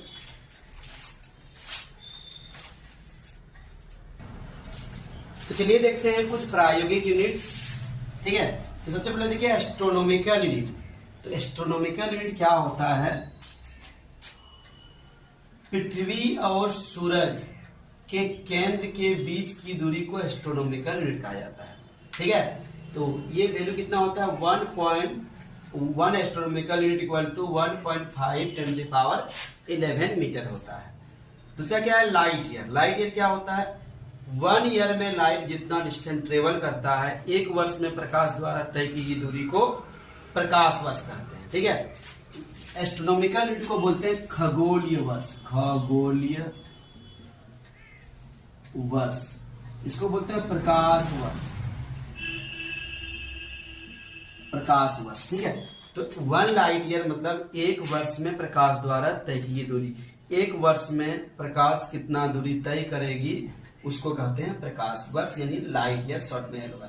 तो 1 लाइट ईयर में कितना डिस्टेंस ट्रेवल करता है, 9.46 × 10⁻15 मीटर। अगला है पार्सेक। 1 पार्सेक बराबर 3.1 × 10⁻16 मीटर। तो अभी दूरी का सबसे बड़ा यूनिट हम लोग के लिए है पार्सेक। क्या हो गया, दूरी का सबसे बड़ा यूनिट क्या हो गया, पार्सेक। कुछ देख लीजिए यहाँ, 1 parsec equal to 3.26 light year, 1 parsec equal to 3.26 light year. ठीक है, और 1 लाइट ईयर बराबर 6.3 × 10⁻4 एस्ट्रोनॉमिकल यूनिट, मतलब एक प्रकाश में 6.3 × 10⁻4 खगोलीय वर्ष होते हैं। और 1 मीटर में देखिए 1.05 × 10⁻16 प्रकाश वर्ष होते हैं। एक प्रकाश वर्ष में कितना मीटर होता है, तो एक प्रकाश वर्ष में 9.46 × 10⁻15। इसी का उल्टा करेंगे, 1 मीटर में इतना होता है, ठीक है। कुछ छोटा यूनिट है दूरी का, जैसे कि 1 इंच, 1 इंच में 0.0254 मीटर होता है, 0.254 मीटर, 0.254 मीटर होता है। दूसरा क्या है 1 फुट, 1 फुट इक्वल टू क्या होता है 0.3048 मीटर होता है 1 फुट में, ठीक है। 1 फुट यही 30 सेंटीमीटर के आसपास होता है।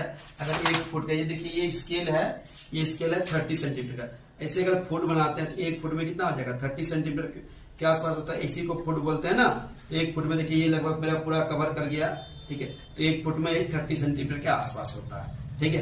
तो 1 फुट मतलब 30 सेंटीमीटर, ठीक है। लगभग में अप्रोक्सीमेट बता रहे हैं, ठीक है। अगला देखिए एक यार्ड, यार्ड अभी उतना नहीं चलता है, ये इंग्लैंड का युद्ध है, ठीक है। तो ये उतना भी इंडिया में चलता है। 1 यार्ड बराबर 0.9144 मीटर, और 1 माइल यानी मील, 1 मील बराबर 1.09 10 की पावर 3, 10 की पावर क्या हो जाएगा 3 मीटर हो गया। 1 मील बराबर ये हो गया। तो ये डिस्टेंस का कुछ यूनिट हो गया, ठीक है। चलिए देखते हैं और बहुत सारा यूनिट है इसमें।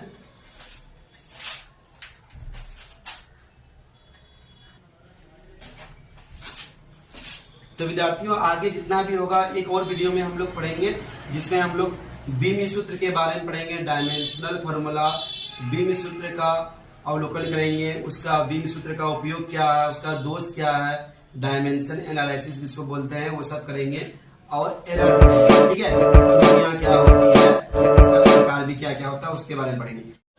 तो चलिए देखते हैं, हम लोग लिखते हैं, ठीक है। तो बीमी सूत्र या विमाएं क्या है उसको जानेंगे। तो चलिए लिखिए बीम सूत्र क्या है। किसी भौतिक राशि को किसी भौतिक राशि को व्युत्पन्न राशि में, किसी भौतिक राशि को व्युत्पन्न राशि में बदलने के लिए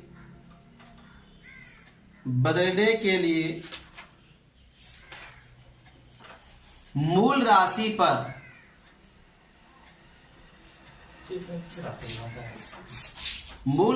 पर अर्थात मात्रक पर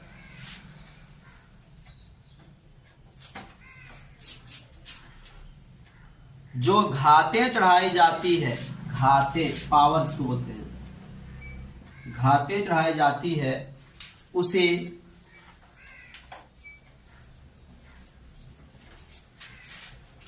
उसे विमाएं कहते हैं,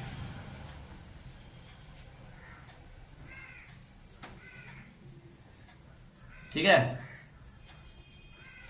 मतलब क्या होगा, कोई भी भौतिक राशि को मूल राशि के पदों में लिखने के लिए जो तरीका अपनाई जाती है उसे क्या कहते हैं हम लोग, विमा कहते हैं। दोनों एक ही चीज है। किसी भौतिक राशि को मूल राशि पर लिखने के लिए जो घाते या जो पावर यूज किया जाता है, ठीक है, उसको क्या कहते हैं, विमाएं कहते हैं।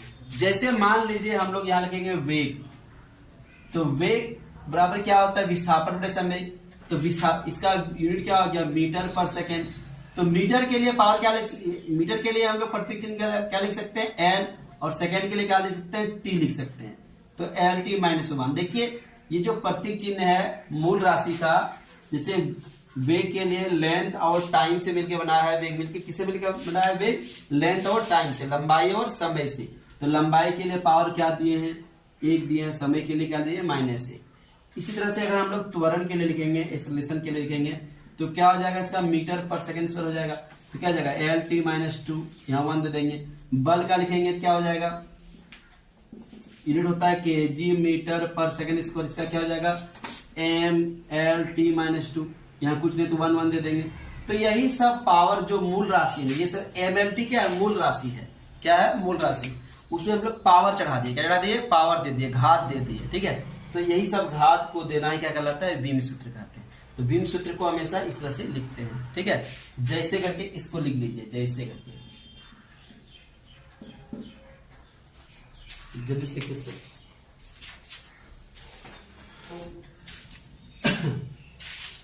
इस तरह का बहुत सारा होता है बीम सूत्र, ठीक है। बहुत सारा राशि है जिसका बीम सूत्र हम लोग निकाल सकते हैं। बल का हो गया, उस कार्य का हो गया, शक्ति का हो गया, ठीक है, आवेग का हो गया, संवेग का हो गया, क्षेत्रफल का हो गया, घनत्व का हो गया, तो बहुत सारा है।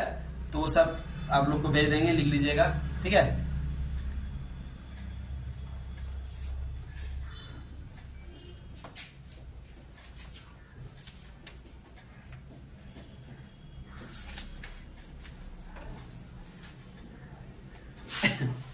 बीम सूत्र के उपयोग,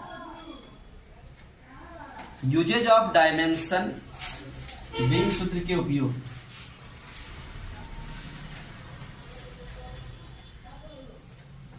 तो बीम सूत्र का क्या क्या उपयोग है, अब हम लोग जानेंगे बीम सूत्र का क्या क्या उपयोग है, ठीक है। तो बीम सूत्र का बहुत सारा उपयोग है, तो चलिए देखते हैं बीम सूत्र का। भौतिक राशि का मात्रक लिखना, भौतिक राशि का मात्रक लिखना, 3 भी लिख सकते हैं, 4 भी लिख सकते हो, तुम लोग अभी सारा पढ़ा रहे हैं, ठीक है। भौतिक राशि का मात्रक लिखना, लिख लिए। जैसे कि देखिए, जैसे कि बीम सूत्र हम लिख दिए MLT-2, ये बीम सूत्र है। अब इसके सहारा से हम मात्रक लिख सकते हैं। m के लिए मात्रक क्या लिखिएगा, kg, l के लिए क्या लिखिएगा, मीटर, और t के क्या लिखिएगा, सेकेंड -2। ये किसका मात्रक हो गया, बल का। तो हम लोग बीम सूत्र से क्या कर सकते हैं, मात्रक लिख सकते हैं, ठीक है। जैसे कि एक और हम लिख देते हैं, मान लीजिए क्या लिख देते हैं हम लोग, ML²T-2, ठीक है। तो m के लिए क्या हो जाएगा, kg, इसके लिए क्या हो जाएगा, मीटर स्क्वायर, ये क्या हो जाएगा, ये किसका मात्रक है, कार्य का। किसका हो गया, कार्य का। तो इस तरह से हम लोग मात्रक और बीमा से मात्रक लिख सकते हैं, बीमा से क्या लिख सकते हैं, मात्रक को हम लोग लिख सकते हैं, ठीक है। जल्दी से लिख लीजिए इसको। तो ये पहला उपयोग हो गया बीम सूत्र का। तो बीम सूत्र का पहला उपयोग क्या है, मात्रक को लिख सकते हैं, ठीक है। तो लिखिए जल्दी से।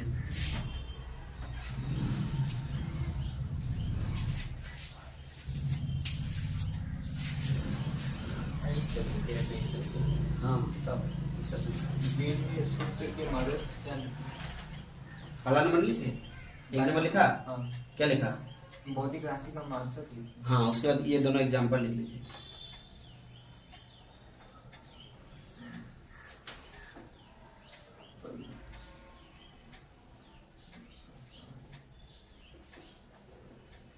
दूसरा नंबर लिखिए, जल्दी लिखिए इसको।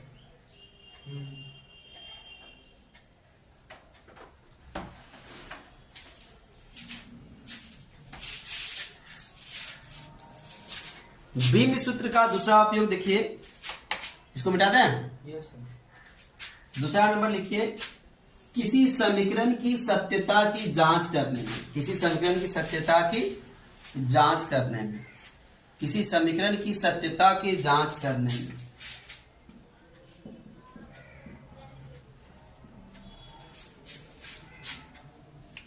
ठीक है। तो यहां देखिए हम एक समीकरण लिख दिए हैं, वो समीकरण क्या है, v = u + at। क्या ये समीकरण सही है या गलत है, इसको हम लोग कैसे चेक करेंगे। तो इसको हम लोग चेक करने का एक ही तरीका है, तो सबका हम लोग बीमा लिखेंगे। पहले लिखेंगे v का बीमा, फिर लिखेंगे हम लोग u का बीमा, फिर क्या लेंगे at का बीमा, ठीक है। तो आप लोग को जानना पड़ेगा v क्या है, v है v क्या है, और u भी क्या है, v, a क्या है, त्वरण, और t क्या है, समय, ठीक है। v अंतिम वेग है, u प्रारंभिक वेग है। तो इसका बीमा क्या होता है, सबका बीमा लिख देते हैं। v इसका क्या हो जाएगा, LT-1, इसका क्या हो जाएगा, LT-2। आप लोगों ने लिखा है ना ये सबका बीमा। v का वेग का क्या है, त्वरण का क्या है, पिछले क्लास में लिखाए थे ना, व्युत्पन्न राशि में नहीं लिखाए थे, ठीक है, वेग का, त्वरण का, ठीक है। तो बताइए v का बीमा क्या हो जाएगा यहाँ, LT-1, u का क्या हो जाएगा, LT-1, a का क्या हो जाएगा, LT-2, और t का क्या हो जाएगा, t। तो t पर पावर -2 प्लस क्या हो जाएगा, LT-1 होगा। तो क्या तीनों पार्ट का बीमा समान है, ये देखिए, ये तीनों पार्ट का बीमा समान है। जल्दी से बोलिए तो, पहला पार्ट का, दूसरा पार्ट का, तीसरा पार्ट का बीमा समान है। अगर समान है तो ये समीकरण क्या है, सही है।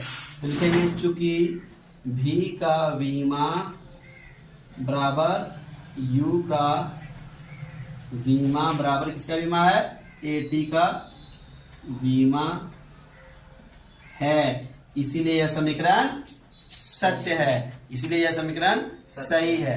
अगर ये समीकरण गलत रहता तो हम लोग क्या तीनों का विमा बराबर नहीं आता, इसका अलग आता, इसका अलग आता, अलग अलग आता। ठीक है, अगर समीकरण सही है इसका मतलब विमा बराबर है, विमा बराबर है समीकरण सही है, जैसे बोल सकते हैं। ठीक है, तो जल्दी से इसको लिख लीजिए।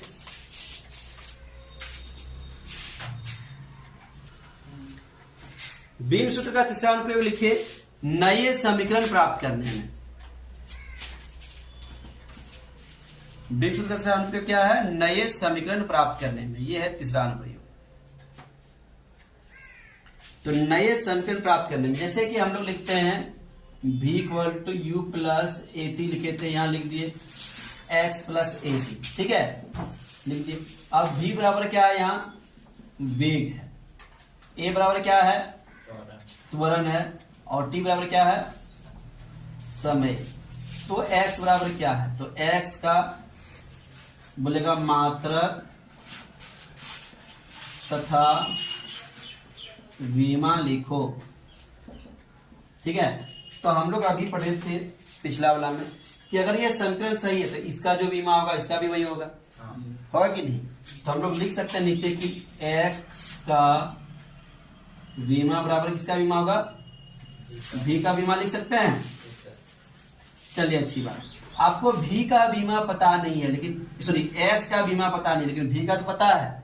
v का बीमा क्या है बोलिए, LT माइनस 1। तो इस तरह से आप x का बीमा निकाल पाए, x का क्या हो गया, LT माइनस 1।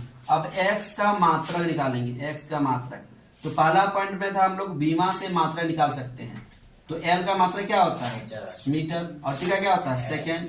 यहाँ -1 होता है, क्या हो गया इसका, मीटर पर सेकेंड। तो मीटर पर सेकेंड किसका मात्रा हो गया, मीटर पर सेकेंड वेग का मात्रक होता है ना। हम लोग देखे ना मीटर पर सेकेंड किसका मात्रक होता है, ऐसे कि बोलेंगे मीटर, मीटर किसका मात्रक होता है, दूरी का, लंबाई का, होता है ना। तो लिख दिया उसमें से मीटर पर किसका मात्रक होता है, वेग का। तो x फाइनली क्या हो गया, वेग। तो देखो नया समीकरण हम लोग निकाल लिए, इसका मतलब भी जान गए कि x क्या है। नया समीकरण में मतलब जानना पड़ेगा ना, जैसे हम लोग यहाँ लिखते हैं v, तो v का मतलब हम लोग वेग जान लेते हैं, a से त्वरण, t से समय। तो x का मतलब क्या है, तो यहाँ x का मतलब क्या हो जाएगा, वेग। ठीक है, इस समीकरण में, अलग समीकरण कुछ अलग भी हो सकता है, लेकिन इस समीकरण में x का मतलब क्या हो गया, वेग। तो जल्दी से इसको लिख दीजिए।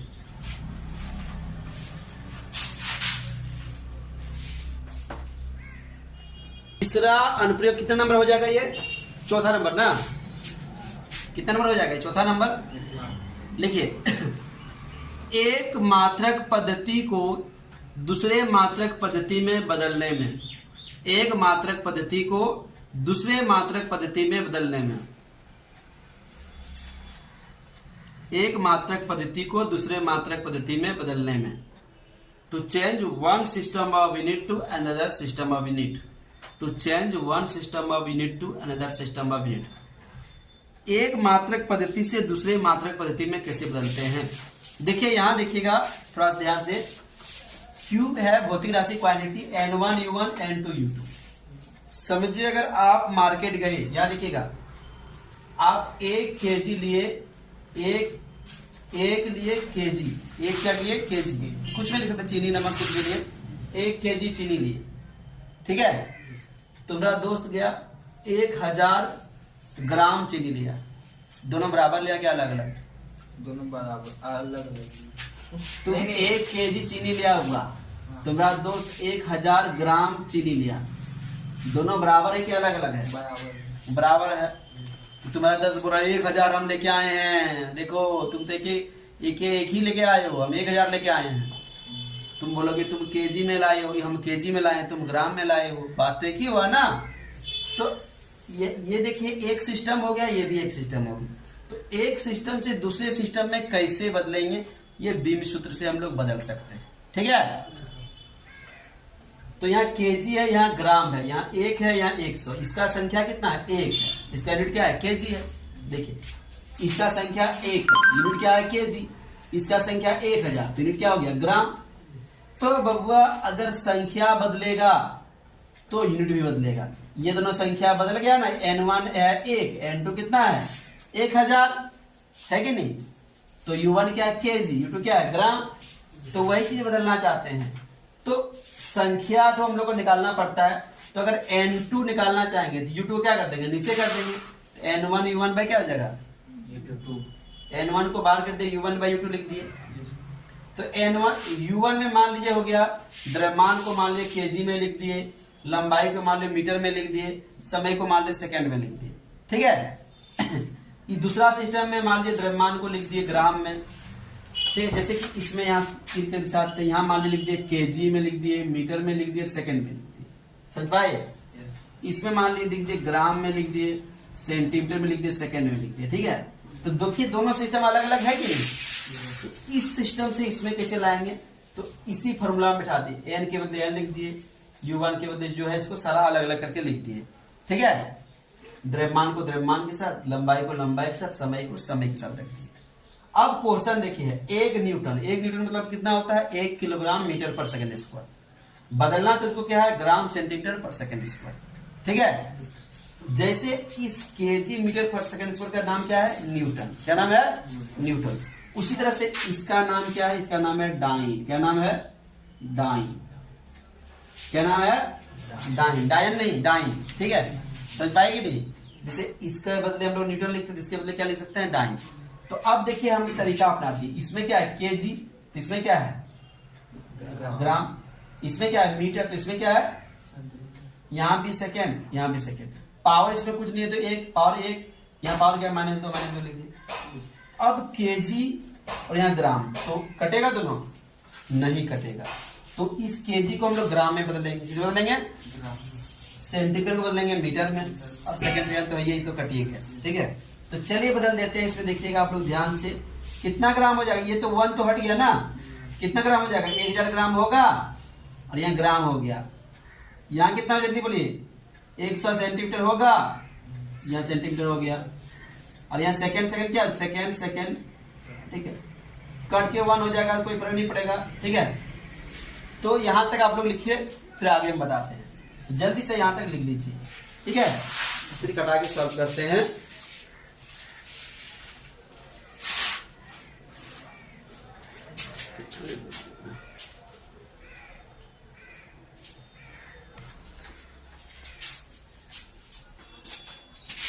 देखिए यहां देखिए बोलिएगा, हम लोग क्या निकाल रहे हैं n2 निकाल रहे हैं ना।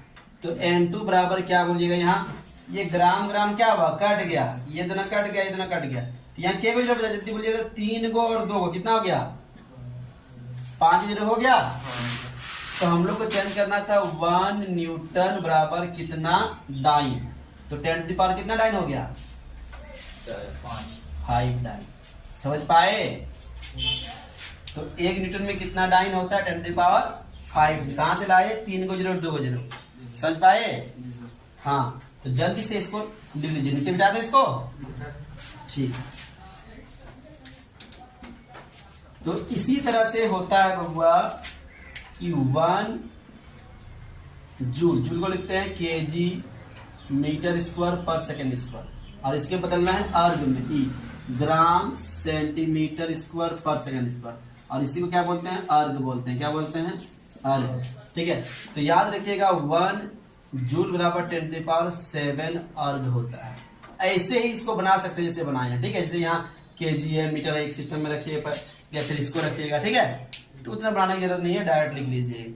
ठीक है, तो ये हो गया बीम सूत्र का उपयोग। हम लोग कितना उपयोग पढ़े हैं 4 उपयोग पढ़े हैं, पढ़ेगी नहीं तो 4 उपयोग आप लोग देख लीजिएगा अच्छा से।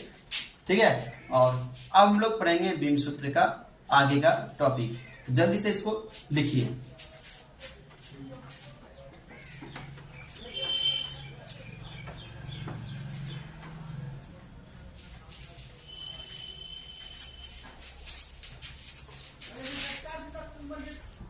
हेडिंग दीजिए विमी सूत्र के दोष। विमी सूत्र के दोष या विमाए के दोष, विम सूत्र के दोष।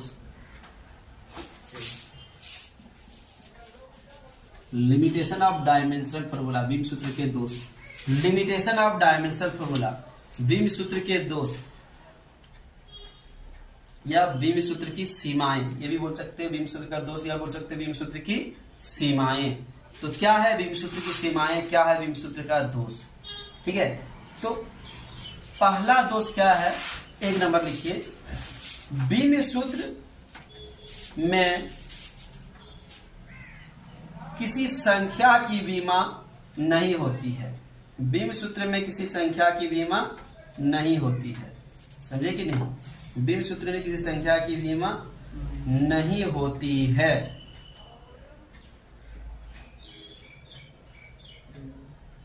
जैसे कि देखिए यहां देखिए, हम यहां लिख दिए v और इसके नीचे लिख दिया 2v और इसके नीचे लिख दिया tv, 3v।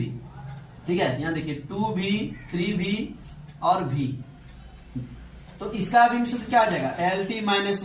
इसका भी क्या आ जाएगा, LT-1। इसका भी क्या आ जाएगा, LT-1। अगर हम इसको ढक दे, इसको ऐसे करके हम ढक दे, ऐसे करके बोले क्या ये तीनों समान है? ये तीनों समान है, समान है कि नहीं? लेकिन ये तीनों क्या समान है? नहीं। तो ये विम सूत्र का दोष हुआ ना, कि इधर से लग रहा है दिखने में समान है लेकिन रियल में समान नहीं है। तो ये विम सूत्र का दोष है। ठीक है, तो पहला दोष लिख लीजिएगा जैसे, ठीक नहीं, ऐसे करके लिख दीजिएगा। ठीक है, तो ये विम सूत्र का पहला दोष है, समझ पाए?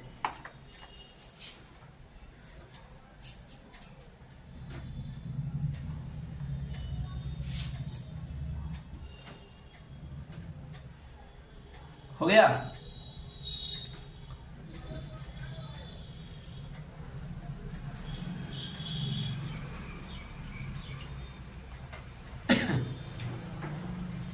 दूसरा दोष लिखिए, विम सूत्र यह नहीं बताता है कि कौन सी राशि सदिश है या अदिश है। विम सूत्र यह नहीं बताता है कि कौन सी राशि सदिश है या अदिश है।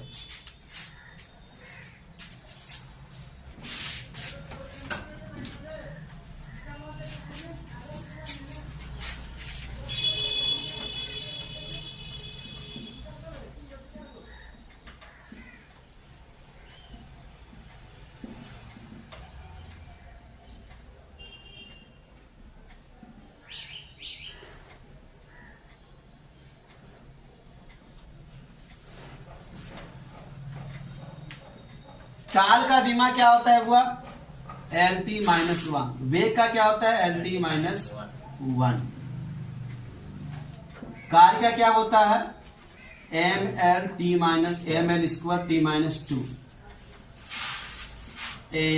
ML2T-2। बल आघूर्ण का क्या होता है, ML2T-2। ठीक है, ठीक है। चाल कैसा है, अदिश। वेग कैसा है,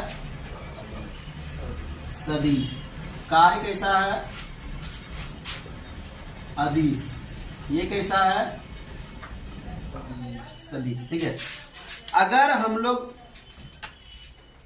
इसको ढक दें तो बता सकते हो कि दोनों का बीमा सेम है, कौन अदिश है कौन सदिश है। ऐसे दोनों को, इसको भी ढक, ये चाल और वेग को ढक देते हैं, इसको भी ढक देते हैं, तो ये दोनों बीमा देख के बता सकते हैं कि कौन सा सदिश का है कौन सा अदिश का बीमा है। ठीक है, सेम कंडीशन इधर भी नाम हटा दिए इसका, इसमें से कौन सा सदिश का बीमा है कौन सा अदिश का बीमा है, ये भी तो यहाँ लिख दिए ना, नहीं लिखते पता बात है नहीं। तो विम सूत्र सदिश या अदिश होने का प्रमाण नहीं देता है। डायमेंशन फॉर्मूला स्केलर या वेक्टर होने का प्रमाण नहीं देता है। तो ये इसका दूसरा दोष हो गया। जल्दी से इसको भी लिख लीजिए, फिर इसका तीसरा दोष देखते हैं। ठीक है,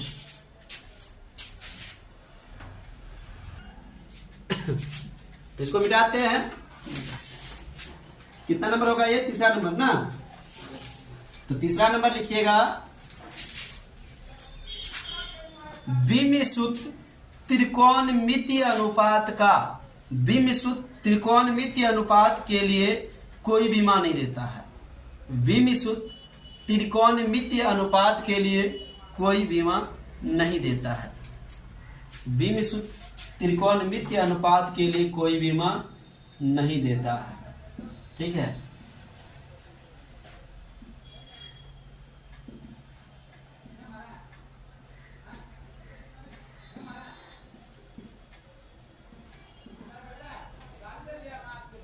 v साइन थीटा, v का विमा क्या होगा जल्दी बोलिए,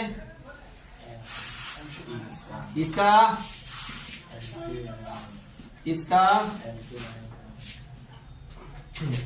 अगर ये सब ढक दिया जाए ऐसे करके, क्या ये तीनों बराबर है? लेकिन क्या ये तीनों बराबर है? नहीं बराबर है। तो बीम सूत्र से हम लोग को पता नहीं चलता है कि ये साइन थीटा कॉस थीटा के लिए कोई बीमा नहीं देता है। त्रिकोणमितीय अनुपात जो है ना, sine theta cos theta tan theta cosec theta, ये सब के लिए कोई बीमा नहीं देता है, जिस कारण क्या होता है हम लोग को पता नहीं चलता है कि ये सब है कि नहीं है। ठीक है, तो जल्दी से इसको लिख लीजिए। तीसरा इसका दोष हो गया।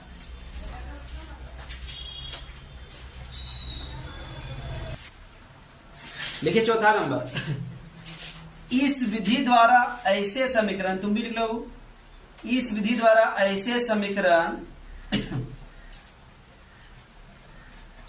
इस विधि द्वारा ऐसे समीकरण ज्ञात नहीं किए जा सकते हैं जिनमें योग या अंतर के पद हो, जिनमें योग या अंतर के पद हो, जिनमें योग या अंतर के पद हो। इस विधि द्वारा ऐसे समीकरण ज्ञात नहीं किए जा सकते हैं जिनमें योग या अंतर के पद हो, जिनमें योग या अंतर के पद हो। ठीक है, जैसे कि s बराबर ut plus half AT square, तो ये योग वाला या अंतर वाला पद रहेगा तो इसमें निकालने में दिक्कत होता है, प्रॉब्लम होता है, नहीं निकाला जा सकता है। ठीक है, तो एग्जाम्पल के लिए इसको लिख लीजिए। ठीक है, तो ये है बीम सूत्र का दोष। ठीक है, तो जल्दी से इसको लिख लीजिए।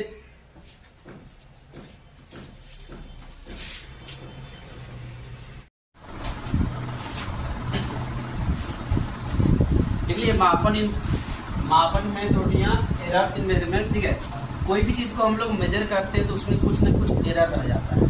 जैसे कि मान लो कि ये मार्कर का लंबाई तुम मेजरमेंट किया, यहाँ से मान लीजिए कोई स्केल से हम लोग, ये मान लो स्केल से हम लोग मेजरमेंट किए, तो देखिए क्या बोलते हैं कि इसमें अगर मेजरमेंट, ये जो हम लोग के पास जो स्केल है, ये स्केल हम लोग का मेजरमेंट कहाँ तक सही देता है, तो ये स्केल हम लोग का मेजरमेंट मिलीमीटर तक सही देता है। कहाँ तक देता है?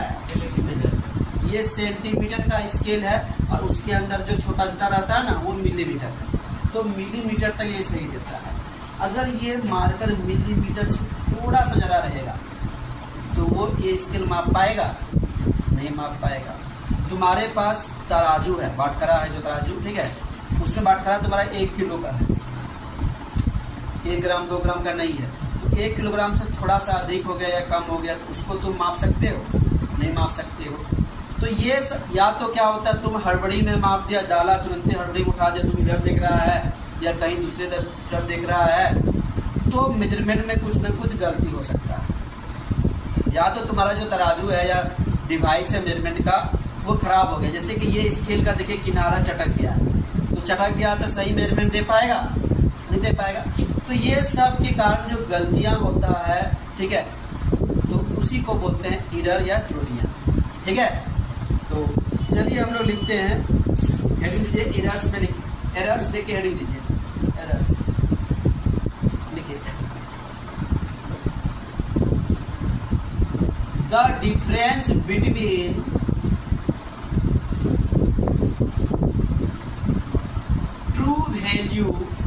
the difference between true value and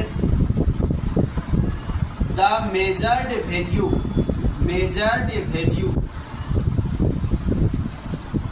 is called error of measurement.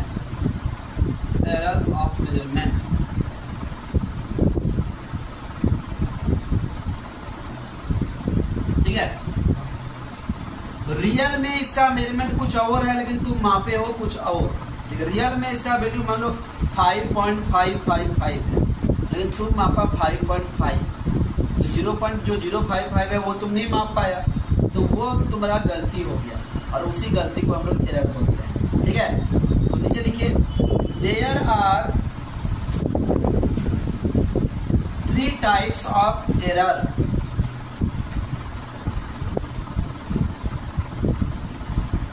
There are 3 types of error. तो वो टाइप्स हम यहाँ लिख रहे हैं, देखिएगा। ठीक है, एक नंबर लिखिए सिस्टेमेटिक एरर। सिस्टेमेटिक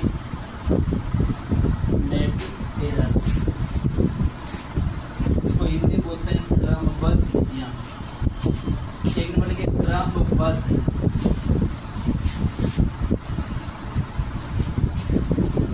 त्रुटियां, सिस्टेमेटिक एरर। जैसे क्रमबद्ध त्रुटियां, ये सिस्टेमेटिक एरर क्या होता है, क्रमबद्ध त्रुटियां क्या होता है।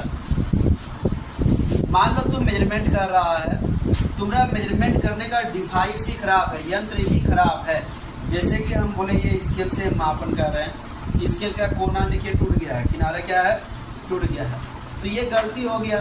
ठीक है, या तो तुम्हारे पास जो यंत्र है वो उतना छोटा मापन नहीं कर सकता है जितना छोटा मेरा मापन करने वाला है चीज़ है। जैसे कि बोले कि ये मार्कर का लंबाई को मेजरमेंट करना है, तो ये सेंटीमीटर यानी मिलीमीटर तक सही दिखा सकता है। उससे कम मेजरमेंट ये कर सकता है नहीं, उससे कम मिलीमीटर से भी हम लोग को कम करना है, माइक्रोमीटर वाला करना है मेजरमेंट, तो ये कर पाएगा, नहीं कर पाएगा। तो ये सब गलती को बोलते हैं हम लोग सिस्टेमेटिक एरर, क्रमबद्ध त्रुटियां। ठीक है, तो लिख के डाल दीजिए जल्दी से। और लिखिए हाँ, the errors which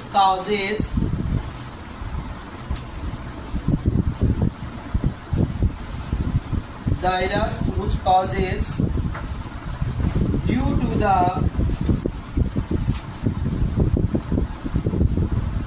instrument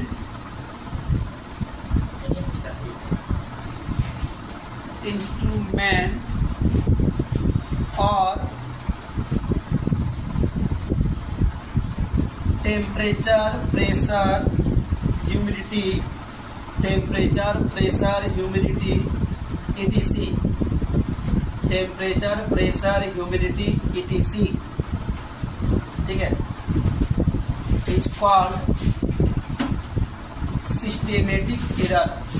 जल्दी से एक नंबर लिख के दीजिए और लिखिए वे त्रुटियां, हाँ बाद में लिखिएगा, पहले लिख लीजिए। वे त्रुटियां जो मापन यंत्र की रचना के कारण तथा ताप दाब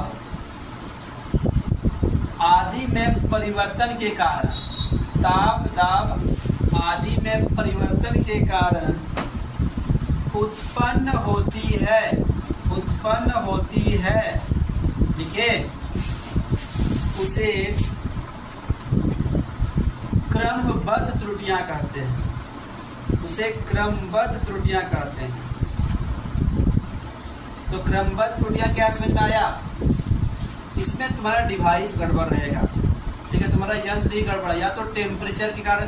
देखो गर्मी के टाइम में क्या होगा, लोहा का यंत्र को थोड़ा सा बढ़ जाएगा, गर्मी के कारण कोई चीज़ फैलता है, ठंडा में सिकुड़ता है, तो गर्मी का कारण मान लो थोड़ा सा बढ़ गया तो मेजरमेंट क्या होगा, गलत दिखाएगा। ठंडा में थोड़ा सिकुड़ गया तो मेजरमेंट क्या होगा, गलत दिखाएगा।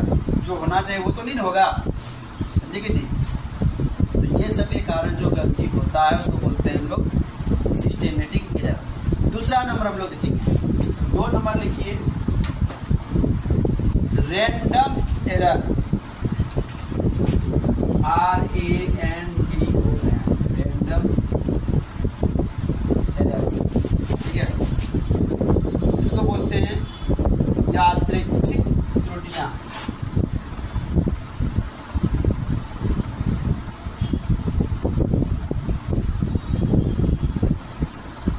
रैंडम एरर्स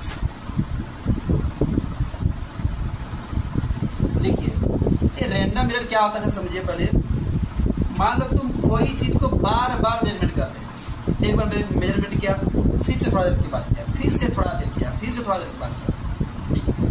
तो कुछ थोड़ा मोड़ा चेंज आएगा तुम्हारा रीडिंग, ठीक है। जैसे कि मान लो कि इसमें से ये स्केल को इसको मेल किया अभी, हाँ 0.01 थोड़ा, अरे नहीं 2 था, नहीं 1 था, नहीं ये था बीच में है। तो बार बार मेजरमेंट करने से थोड़ा मोड़ा जो चेंज होता है ना, इसको बोलते हैं रैंडम एरर। बार बार करेंगे, 10 बार मेजरमेंट किए तो 10 को रीडिंग मिला, सबको जोड़ के एवरेज करके जो आया उसी को मानेंगे, ठीक है। इसलिए क्या होता है, कोई भी चीज़ को मापन करके आ जाता है ना, तो एक बार में संतुष्टि नहीं होता है, 2 बार 3 बार माप लीजिए। जैसे कि तुम घर का जमीन का ही मेजरमेंट करना है, तो इधर से कर रहा है, कभी 10 मीटर आ रहा है, तो फिर से कर रहा है तो 10.5 आ गया, फिर से कर रहा है 10 ही आ रहा है। तो 2-3 बार मेजर करके फिर जो एवरेज में आएगा उसको हम लोग मान लेते हैं, ठीक है। तो बार बार मेजरमेंट करने से जो अलग अलग त्रुटि आएगा, अलग अलग वैल्यू आएगा, तो उस वैल्यू को हम लोग बोलते हैं रैंडम एरर, ठीक है। तो लिखिए, these errors may arise due to the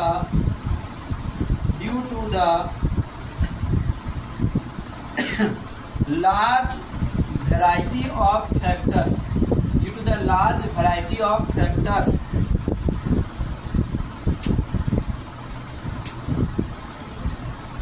लिख लिए। Random errors are also known as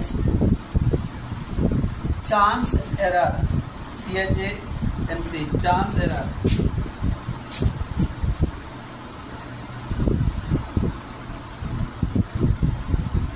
For example,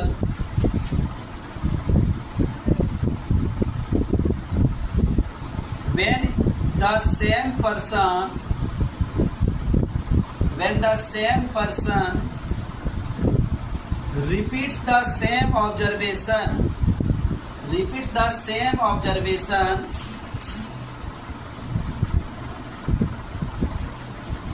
he may get different reading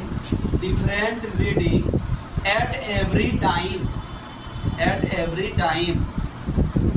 ठीक है। आप लोग लिखिए, जब मापन करता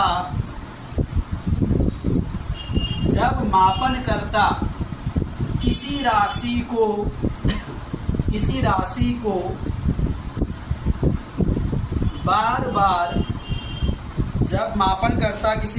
को बार बार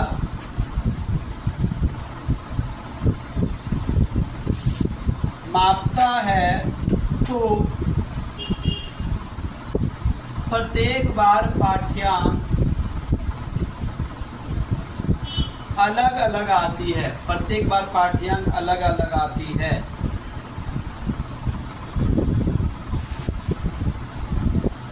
लिखिए। इस त्रुटि को यादृच्छिक त्रुटि कहते हैं,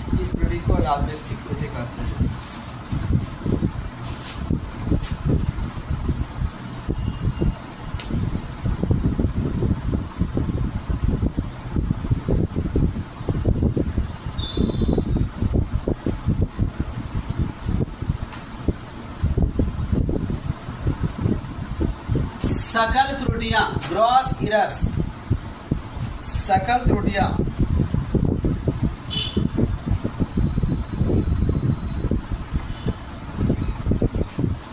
ठीक है।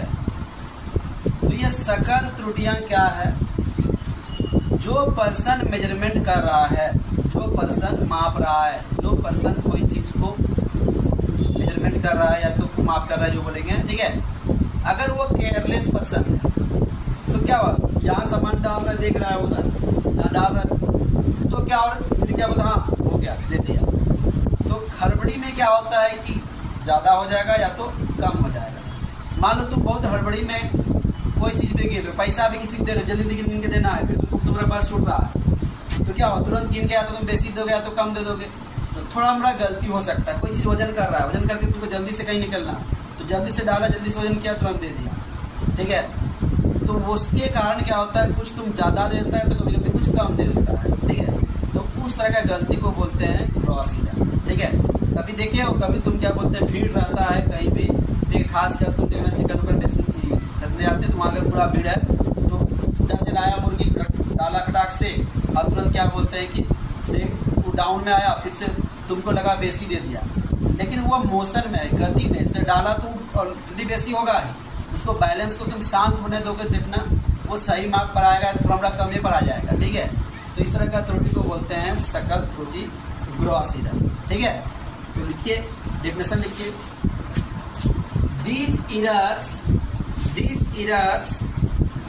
arise on account of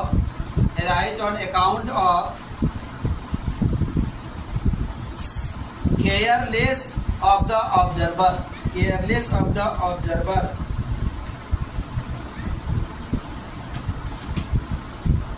For example,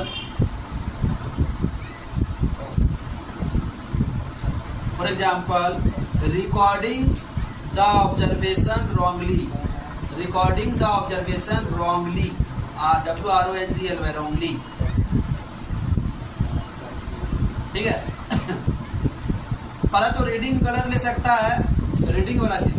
और मान लो तुम कोई वैल्यू है कहीं कोई किताब में लिखा हुआ है, ठीक है, जिसे तुम ले रहे हो, ठीक है, यहाँ लिखा हुआ है 58, तुम ले लिया 85। रिजल्ट में बहुत विद्यार्थी गड़बड़ हो जाता है। तुम कहा एक विद्यार्थी आया था मैथ में 92, दे दिया उसको 92, 29, सब्जेक्ट में अच्छा नंबर था, बहुत अच्छा विद्यार्थी था। फिर बाद वो चैलेंज किया, उसका निकला 90। ये सब को बोलते हैं ग्रॉस एरर, ठीक है। हड़बड़ी में तुम लिख रहे हैं तुरंत क्या बोलते हैं कि 92 को 29 टाइप कर दिया, तो कौन सा एरर हो गया, ग्रॉस एरर। बहुत नुकसान होता है और बहुत नहीं तो फायदा हो जाता है। तुम्हारा मान लो 29 है, 92 उठा दिया, एकदम मस्त है।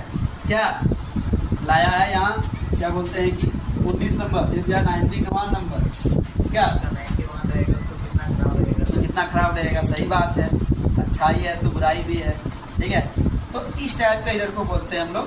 ये जो ऑब्जर्वेशन करता है ना, इसमें क्या बोलता है, तराजू का कोई दोष नहीं है, ना ही तापमान का दोष है, ना ही वो बार बार मेजरमेंट कर रहा है। इसमें दोष है जो मेजर कर रहा है उसी का, वो हड़बड़ी में काम कर रहा है, ठीक है। या तो सावधानी नहीं बरत रहा है, केयरफुली नहीं है, केयरफुल नहीं है, ठीक। केयरफुल रहेगा तो ऐसा गलती नहीं होगा, ठीक है। आप लोग लिखिए, मापनकर्ता की असावधानी से तथा एकाग्रता में मापनकर्ता की असावधानी से तथा एकाग्रता लिख पाओगे, एकाग्रता में कमी के कारण उत्पन्न होने वाली त्रुटि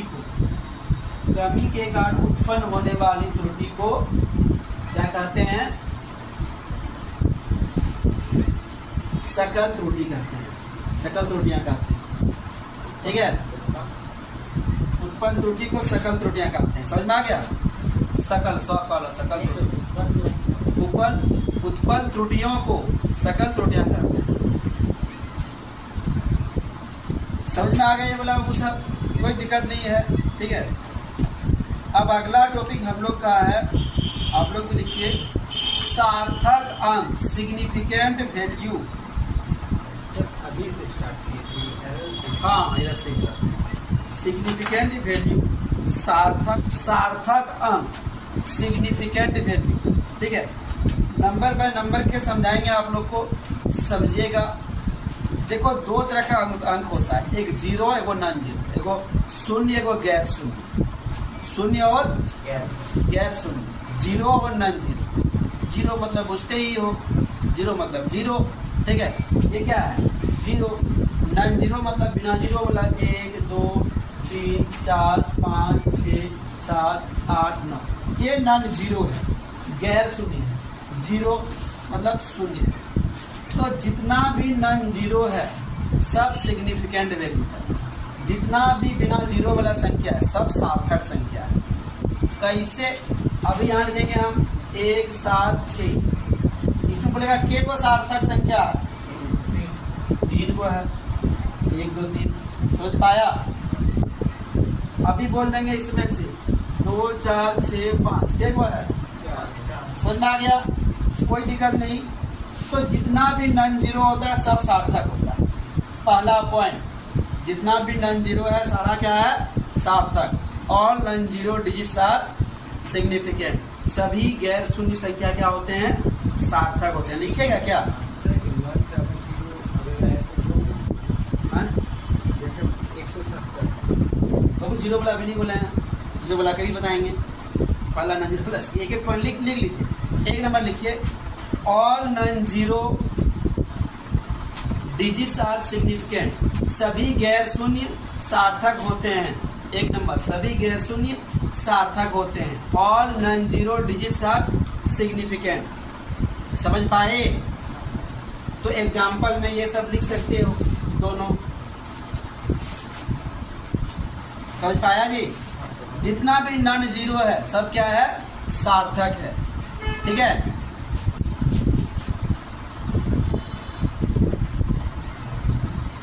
दूसरा पॉइंट लिखिए वो sir, all zeros between non zeros, all zeros between non zeros are significant. All zeros between non zero are significant. सभी शून्य जो गैर शून्य के बीच आते हैं, सभी शून्य जो गैर शून्य के बीच आते हैं सार्थक होते हैं। सभी शून्य जो गैर शून्य के बीच आते हैं सार्थक होते हैं। ये क्या बताइए, देखिए जैसे कि हो गया 2 0 0 7, ये देखिए नॉन जीरो के बीच में है तो इसको भी गिनना पड़ेगा, इसको भी गिनना पड़ेगा। तो के को संख्या हो गया, यहाँ बोलिए 1 2 3 4 5, कितना हो गया 5। समझ पाए। नॉन जीरो के बीच में होना चाहिए, साइड में नहीं बोले हैं, समझे, बीच में होना चाहिए। जैसे कि 107 के को है 3, लेकिन अगर ऐसे लिख देंगे 10500 तो क्या होगा 3 गो 1 2 3, इसको गिनेंगे नहीं गिनेंगे। समझ पाए। हाँ, अगर आप देखो ऐसे दे दिया 0.0070 क्या को है, नहीं सर 1 2 3 4 5 बाबू इसके बीच में होना चाहिए, इसके आगे नहीं होना चाहिए ना इसके पीछे होना चाहिए, समझा। इसमें कितना है, समझ पाए। तो लिख लीजिए all zeros on the right of last non zero digit, right of the last non-zero digits in the decimal are significant। लिखिए, दशमलव संख्या में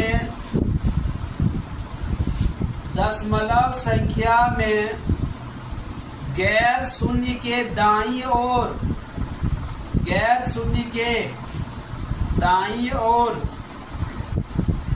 के सभी शून्य सार्थक होते हैं। सभी शून्य सार्थक होते हैं।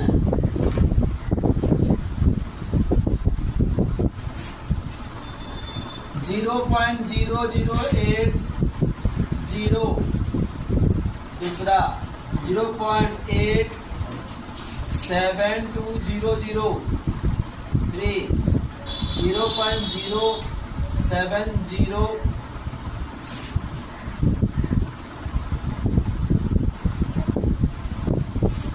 71, क्या कुछ भी लिखिए ना, 710।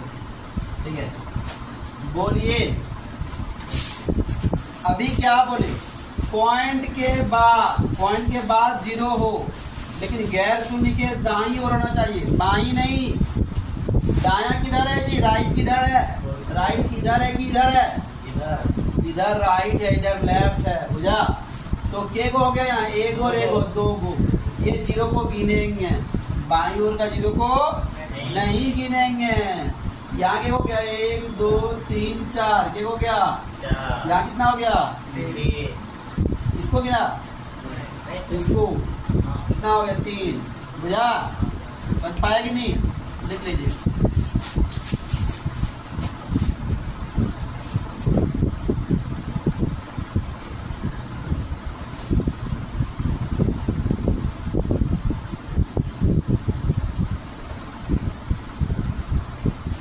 हो गया। अगला point, all zeros on the right of non zero digit, on the right of non zero digit are not significant, are not significant, are not significant. ठीक है, क्या बोला गया हुआ देखिएगा, सुनिएगा। जैसे लिखते हैं 2 5 0 0 1 0 0 4 3 0 0, तो बोलिए कितना को है, 2। यहाँ कितना, यहाँ 2 ना। अब इसी में आगे बता देते हैं, ठीक है, उतना और नहीं लिखाने का मन करता है। 4 5 10 पर पावर 24, 4.02 10 पर पावर 8, कितना है 2, इसको नहीं गिनेंगे, समझे, कितना है 3, 20 वाला गिनेंगे। ठीक है, समझ पाए। तो ये सब देख लीजिएगा, आपको सब समझ लीजिएगा, जानते हैं बाकी आप लोग। ठीक है, तो इसको लिख लीजिए। ठीक है, इस तरह का रहेगा तो उसको नहीं गिनेंगे, इस तरह का रहेगा नहीं गिनेगा, लेकिन ये सब यहाँ बीच वाला गिनेगा। समझ पाया, जल्दी से लिख लीजिए इसको।